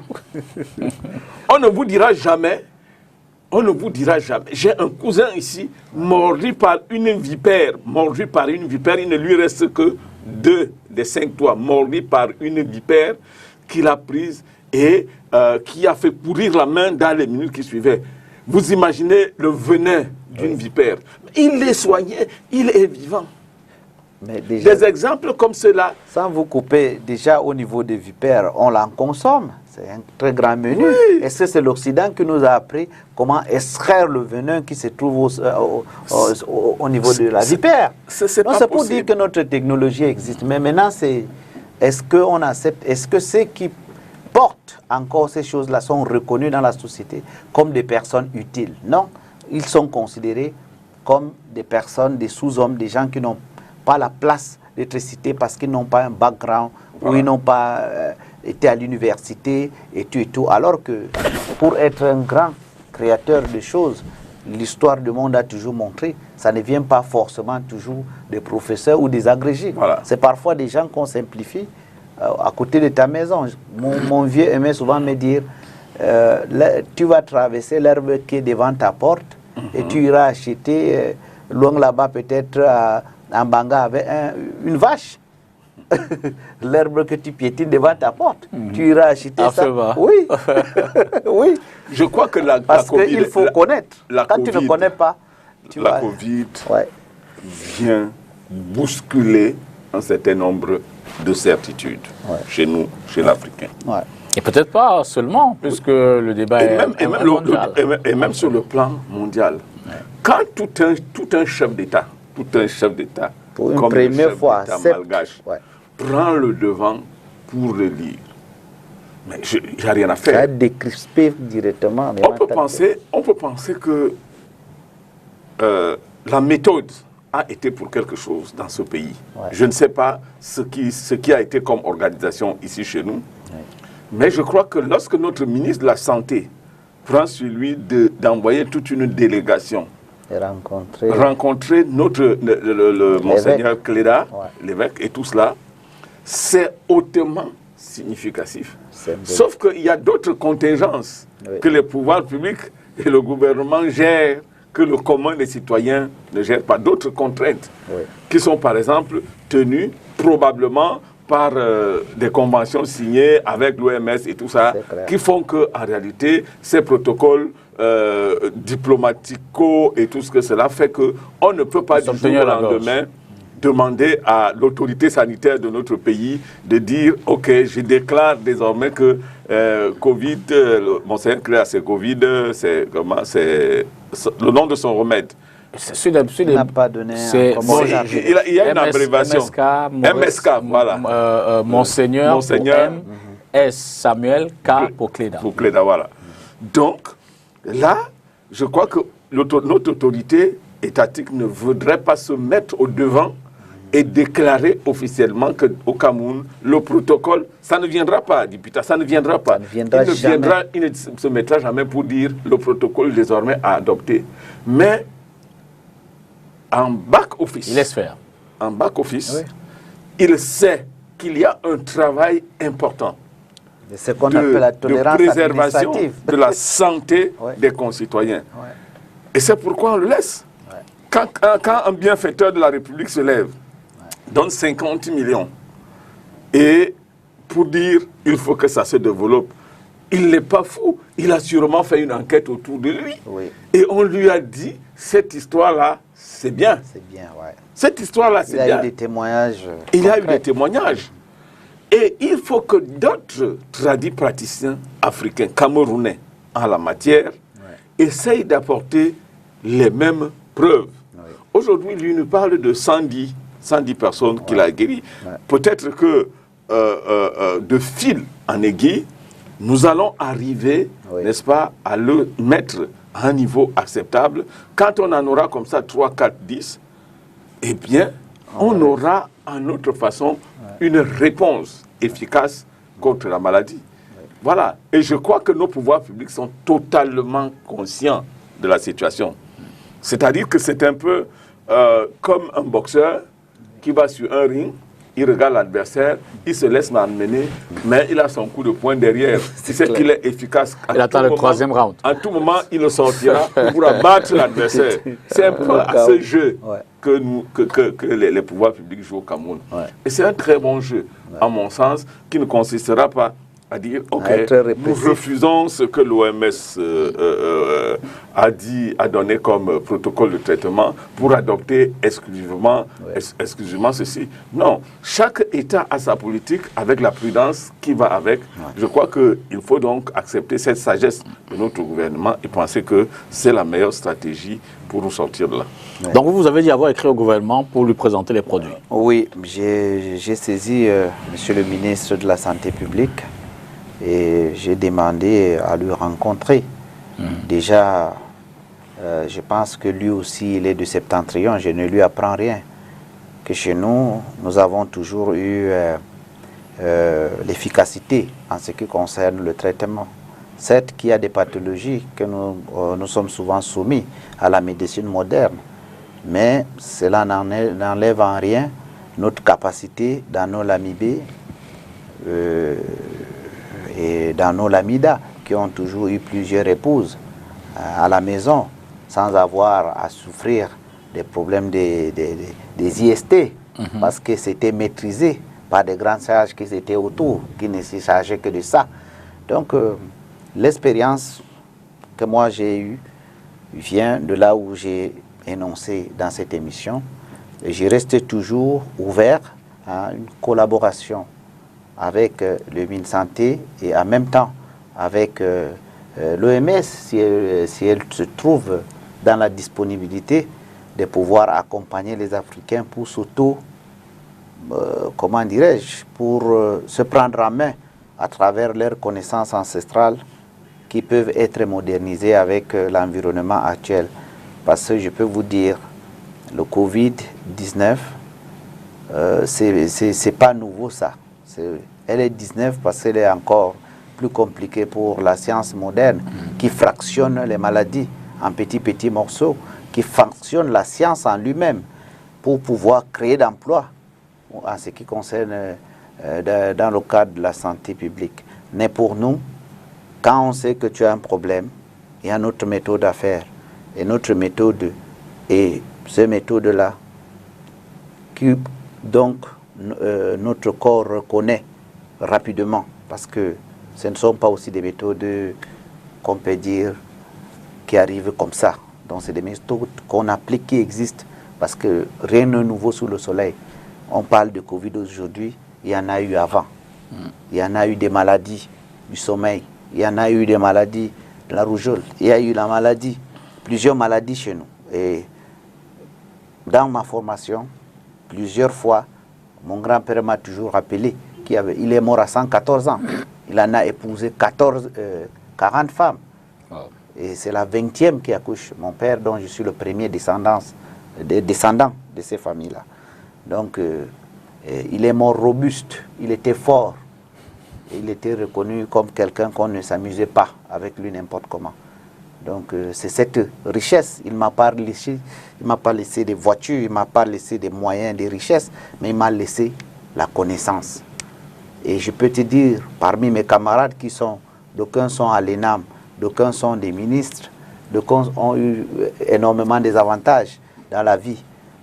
Aujourd'hui, je ne me sens pas inférieur à eux parce que j'ai porté le chapeau de la tradition. Je pense que je suis très à l'aise dans mon esprit de pouvoir les apporter le soin.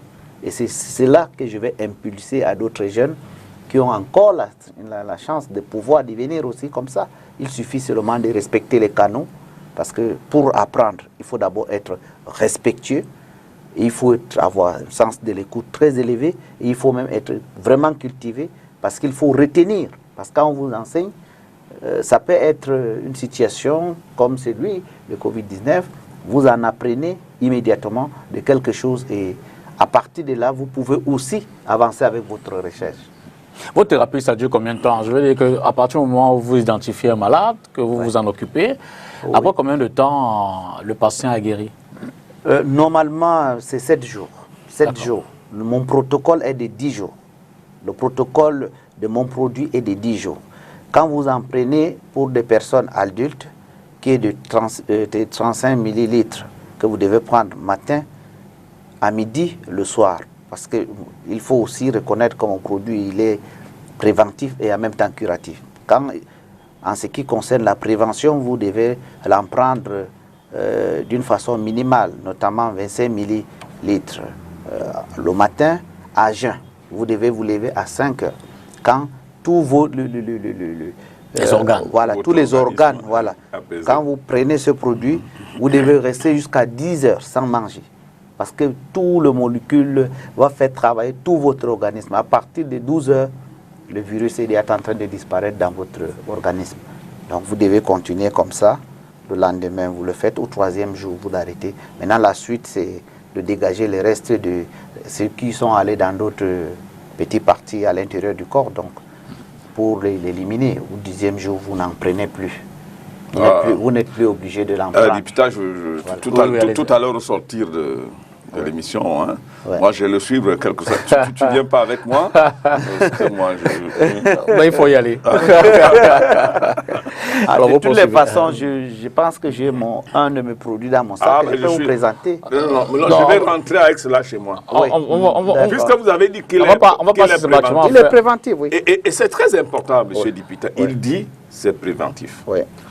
Quand il dit préventif, ça vous rappelle quoi? Ouais. Ça vous dit quoi? Ça vous rappelle tout simplement le vaccin? Oui. Absolument. Préventif, ça veut dire le vaccin. Quel est le rôle du vaccin dans l'organisme d'un être humain, en fait? C'est de permettre à ceux que, si d'aventure la maladie arrive, qu'elle trouve un corps déjà préparé. Voilà. Mais voici quelqu'un qui vous dit, j'ai un remède tel que si vous le prenez, eh bien, vous êtes sûr que cette histoire ne vous touchera pas. Ouais. C'est ça que vous êtes en train de me dire. C'est clair. Député, nous sommes ici à Mondo Vision. Absolument. La République, le monde entier nous regarde. Ouais.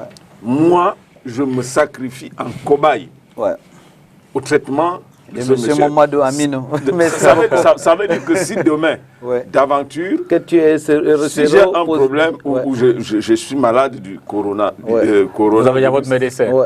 Oui. Non, ça veut dire que son médicament. Je vais être protégé tout à l'heure. Ah, d'accord. Voilà, c'est tout ce que ça veut dire. Donc, vous dites que vous avez des commandes de l'Europe aussi? Oui, de l'Europe, oui. Quel pays? De la France. C'est comme si mon téléphone devait te montrer. Et il y a des commandes, il y a des commandes de la France, il y a des Maryland aux États-Unis. Des Camerounais et aussi des personnes d'ailleurs qui m'ont suivi à travers ma page Facebook. Et vu que le monde est en moderne, dès que j'ai essayé de faire des publications, des actions que j'ai menées sur le terrain, ils m'ont contacté. Et je peux vous dire, même ceux qui sont dans le confinement, ils passent le canal et facilement ils cherchent à collaborer avec des personnes. Et c'est ainsi que j'ai même été contacté par un laboratoire en France qui est disposé à m'accompagner pour pouvoir davantage sur mes différents produits. Bon, je les ai dit, ce produit phare qui est celui de Covid, après je vais encore mettre à la disposition de notre santé, au ministère de la Santé, d'autres produits qui sont déjà dans le tiroir, qui n'attendent que l'occasion pour que l'actualité de Covid-19, qui est en train de s'achever déjà là. C'est déjà en train de partir. Ça, c'est très important, M. le député. Oui, Maurice. Allez-y. Ce qu'il dit là aussi, il est très important. C'est-à-dire que il y a des produits qu'il prend d'ici et qu'il envoie en Occident. Ouais. Il n'y a pas seulement des Camerounais qui consomment là-bas, qui consomment ces produits. Ils revendent même les produits chers. Il y a des Blancs. Parce qu'ils sont coincés. Pour ne pas être... Je ne suis pas péjoratif quand je dis qu'il y a des Blancs qui vont prendre ces produits. Ouais. Je reviens donc sur la problématique initiale de notre débat, la notion de médecine alternative. Absolument. Je voudrais qu'on s'entende très bien. Pour ce qui est du traitement qui est fabriqué par des Africains pour des Africains, ceci est leur médecine naturelle. Absolument. C'est-à-dire que ça va naturel, c'est pour eux, c'est naturellement pour eux. Les comprimés qui viennent de la médecine moderne d'ailleurs vont être pour cette médecine traditionnelle et pour les Africains une médecine alternative. Voilà la notion d'alternative. Maintenant, les produits que vous par exemple, vous allez faire et que vous envoyez en Europe, dans un système où c'est la médecine moderne de là-bas qui gouverne, qui est mise en place, qui règne, notre médecine ici, notre pharmacopée traditionnelle devient là-bas pour une médecine alternative. Voilà. Et c'est ce combat que l'Occident refuse. Oui. L'Occident ne veut pas entendre parler de ce combat. Je vous rassure même déjà quand j'envoie mes produits, je ne sais pas si c'est un secret que je dévoile ainsi, je suis obligé d'enlever les étiquettes par exemple. Voilà. Je suis obligé d'enlever les produits aient accès. Oui, pour que ça entre dans les pays. Voilà. Mais justement, dites-moi, expliquez-nous, ce mécanisme justement à l'inverse, comment est-ce que ça a été inculqué dans l'intelligence des Africains pour leur dire tous vos produits naturels là vraiment, c'est pas rassurant, ça ne soigne pas, prenez plutôt des comprimés, prenez des produits importés. Je ne vais pas aller sur des intérêts géostratégiques, des intérêts économiques. Je ne maîtrise pas ce terrain. Absolument. Mais je sais quand même qu'il y a des enjeux économiques énormes autour, n'est-ce pas, des produits pharmaceutiques. Oui. On va vous parler des grandes firmes pharmaceutiques et des intérêts sous-jacents. Oui. Donc, forcément, si il y a des intérêts économiques qui sont mis en place, forcément, n'est-ce pas, le développement de la pharmacopée africaine devient donc une menace sévère à l'endroit de cela. Oui. Aujourd'hui, par exemple, par rapport à la Covid, oui, on dit le fait de trouver un traitement efficace en Afrique tue d'office tout ce qui vient de l'Occident, notamment cette notion de vaccin. Ouais. Bon. Si jamais le vaccin a des intérêts économiques, des enjeux économiques importants pour ceux qui sont derrière et qui poussent, du coup ça devient dangereux. Les Africains deviennent un danger pour cela. Ouais. Il y a le complexe d'infériorité ou de supériorité. Appelez cela comme vous voulez. Ouais. Je dis, la conception de l'être africain dans toute sa barbarie, ouais, tel que cela a été dans le premier choc de civilisation, ouais, n'a pas fini de s'imposer aujourd'hui, malgré les mutations sociales, ouais, malgré tous les changements qui ont permis de démontrer que l'Africain est un être comme les autres, dont un être à part entière. Ouais. Donc, l'Africain, dans sa sauvagerie, tel qu'il est perçu par l'Occident, continue de l'être dans ce qu'il fait. Oui. Alors, si aujourd'hui, on ne veut pas que cela se développe, pas que, au-delà des intérêts économiques, il y a dans ce complexe de supériorité de l'Occident qui pense que l'Africain est toujours dans la barbarie, oui, dans la sauvagerie. Oui. C'est un être primitif, oui, et tout ce qu'il fait est primitif. Et empirique. Bon, voilà. Et donc, lorsqu'on est dans cette logique, bon, qu'est-ce que vous voulez? Et il y a la responsabilité de l'Africain lui-même. Dans une logique d'inféodation, oui, à l'Occident, parce que je ne vous apprends rien quand je vous dis, par exemple, à un certain moment donné, quand le blanc est venu, un Africain, pour qu'il soit considéré comme quelqu'un de sérieux, il fallait qu'il soit en compagnie du blanc. Oui. C'est-à-dire qu'il soit considéré comme le blanc. Et manger comme le blanc. Alors, ce complexe qui s'est installé n'est pas encore totalement parti. Ouais. Ouais. C'est-à-dire que c'est pourquoi, avec autant de facilité, vous voyez quelqu'un qui fait 3 jours en France, quand il vous revient, l'intonation de sa voix est celle de l'Africain. Okay. Comme si, en parlant comme le blanc, il avait acquis des choses, des pouvoirs. Cela est vrai partout. Cela est vrai également dans le domaine de la santé. Ouais. Si vous me posez la question de savoir comment se fait-il que c'est en arrivé ainsi, je me résume en disant il y a des enjeux économiques. Oui. Il y a le complexe d'infériorité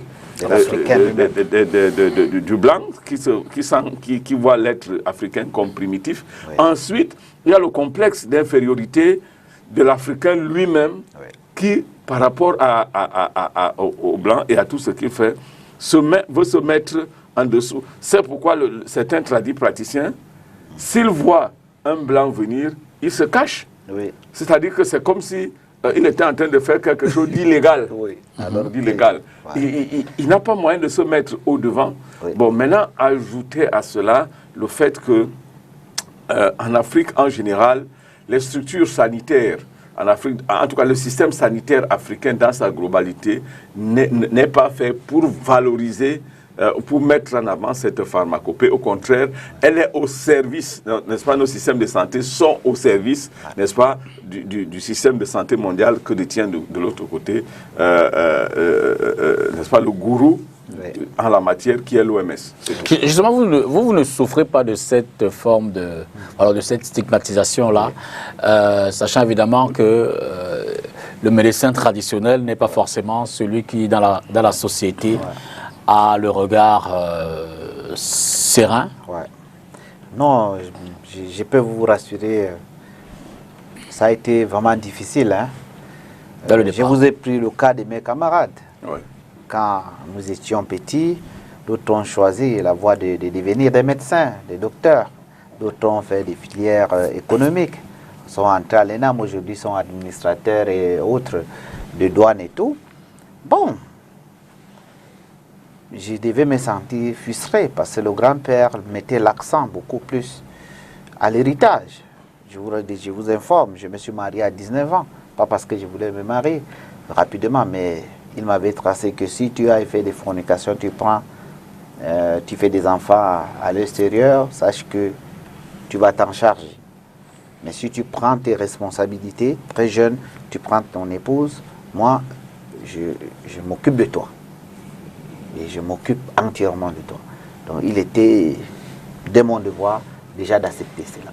Alors que à 19 ans, mes autres camarades, ils jouaient la vie. Absolument. C'est à ce moment qu'ils allaient à l'université. Ils ont connu certaines ambiances que je n'ai pas eu la chance de connaître. Mais je ne regrette pas, parce que j'ai déjà aussi une descendance. J'ai déjà au moins 8 enfants. Après cela.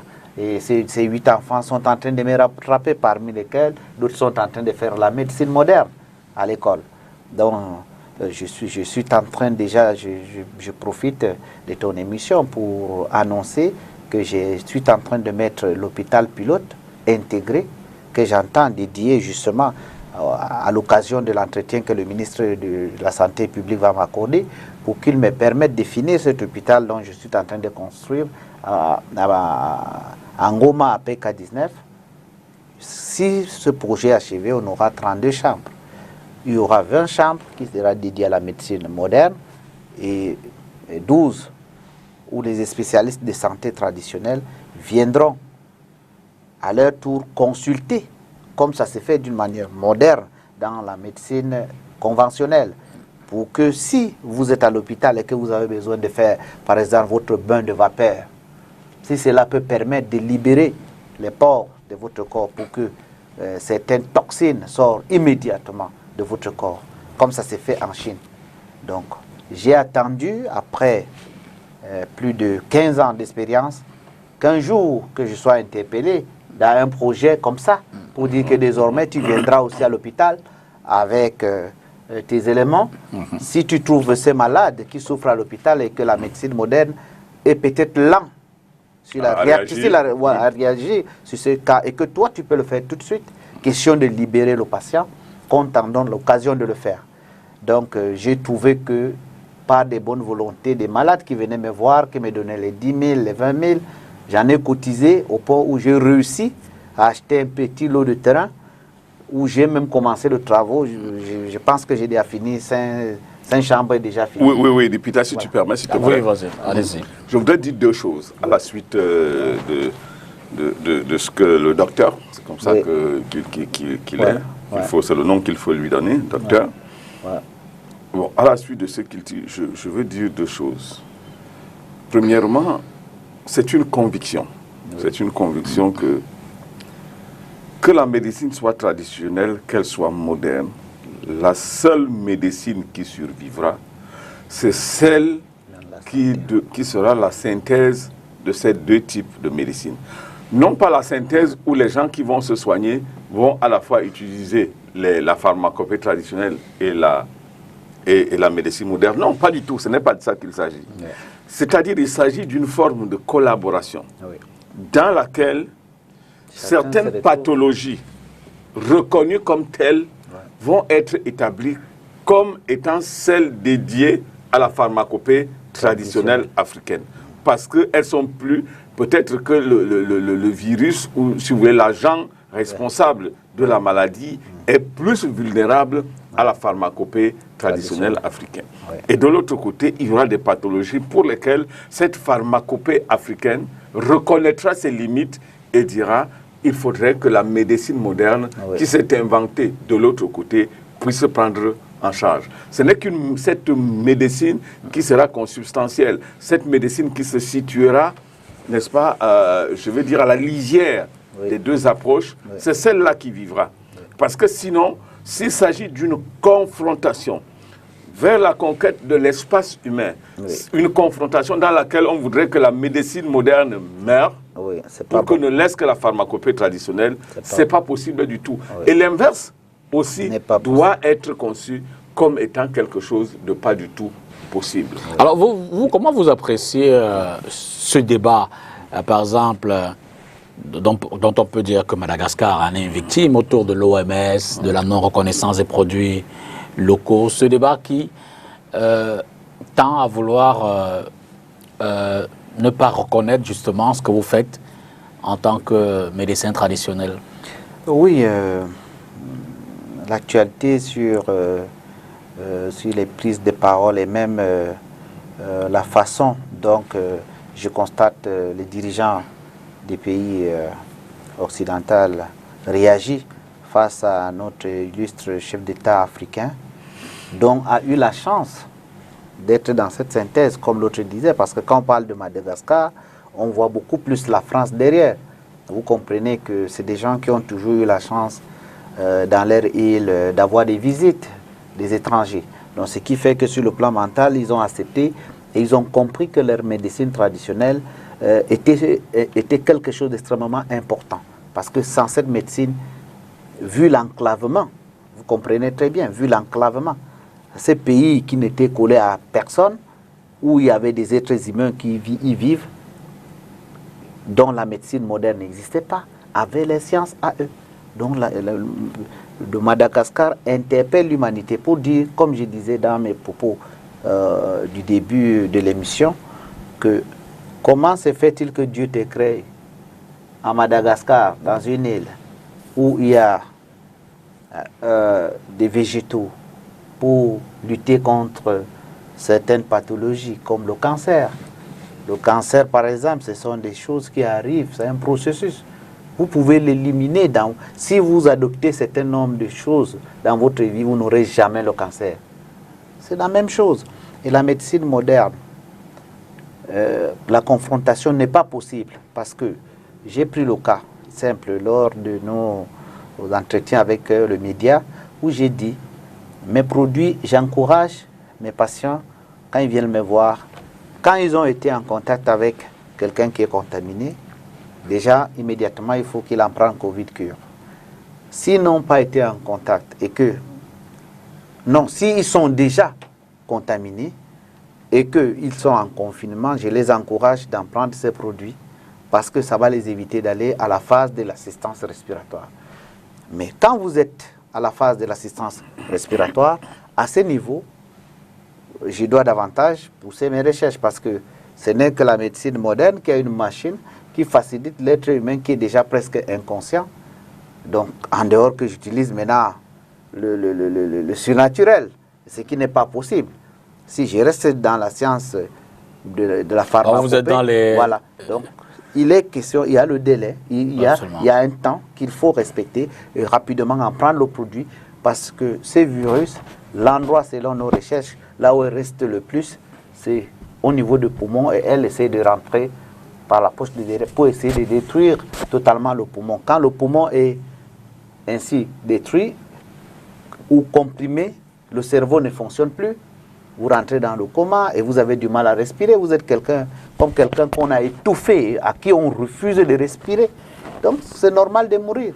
C'est là où se trouve. Donc, si vous en prenez le produit et qu'elle rentre dans vos bronches, elle rentre dans vos trachées à terre et qu'elle le nettoie immédiatement et elle solidifie les cellules qui se trouvent à l'intérieur de ce poumon, cet virus qui vient à travers ce que nous avons appelé la grippe, c'est facile de ne pas que vous tombez malade. Voilà. Tout à fait. Le dernier élément que je voulais dire, s'agissant de la pharmacopée traditionnelle, et qui a de particulier par rapport à la médecine moderne, c'est qu'il y a un élément mystico-religieux qui est intégré dans la pharmacopée traditionnelle. Mon cher Dipita, je le dis parce que j'ai vu des tradipraticiens agir. À un certain moment donné, il dit, je vais aller en brousse récolter les ingrédients pour le traitement. Le gars dit, je ne peux aller qu'à minuit. Attention, s'il pleut, je ne pars pas. Ou certains, au moment où il est en train de faire sa décoction là, le gars est il est comme emporté par les ancêtres qui viennent lui donner l'inspiration nécessaire. Il est dans une forme de transe, voilà le mot. Il est dans une transe, et c'est dans cette transe qu'il trouve l'inspiration. Ça, c'est les particularités de la médecine, de la pharmacopée traditionnelle africaine, et qui font justement que son principe actif soit de ce fait quelque chose de mystico-religieux. Voilà. Et il faut, pour rajouter sur ce que tu dis, il faut comprendre que dans les enseignements qu'un tradipraticien vrai et sérieux doit recevoir, il doit connaître l'heure, le temps. On n'enlève pas, comment dirais-je, on ne rentre pas en forêt cueillir les arbres n'importe comment. Il y a des jours, par exemple, on peut vous dire, c'est le dimanche qui est conseillé pour vous d'y rentrer, aller chercher. Si vous allez un autre jour, vous ne voyez même pas l'herbe. Donc c'est pour dire que c'est pour ça qu'il faut être formé, d'aucuns appellent initié. Voilà, ce sont des méthodes. Donc voilà, là, quand vous avez reçu ces enseignements, vous connaissez ce canevas à suivre. Parce que, comme on voit même dans des pays asiatiques, ils respectent la nature. Il y a des gens qui marchent en société parce qu'ils respectent la nature. Donc la nature est quelque chose à préserver, à respecter. Et personne ne peut respecter la nature. Chez nous, les Bantous, ici en Afrique, mieux que ces Nganga, là, c'est des gens qui ont pris pour vocation l'amour du village, l'amour de notre espace de vie commune. Et ce n'est que nous. Et vu que le monde se rétrécit par des moyens de développement excessifs qui se fait, on se raréfie. Et c'est pour ça qu'il faut nous encadrer pour que, comme on dit, la voie, l'espèce est en disparition. Ça, c'est clair. Il faut le promouvoir. Ce n'est comme ça qu'on va pouvoir désormais vivre en santé. Sinon, nous tous, on va devenir comme des poulets de ferme, c'est-à -dire assujettis à la science dite moderne, qui ne réfléchit qu'à l'idée du capitalisme. Nul besoin non plus de désacraliser la science moderne. Non, ça, il faut surtout pas. Je voudrais dire merci à Mohabadoul Aminou. Merci beaucoup. Vraiment, pour cette expertise que vous nous avez apportée ce soir, davantage comprendre les mécanismes de la médecine traditionnelle. Merci évidemment à vous, le spécialiste en termes de compréhension des phénomènes socio-psychologiques, comment les populations réagissent face à ces phénomènes-là, Maurice Somo.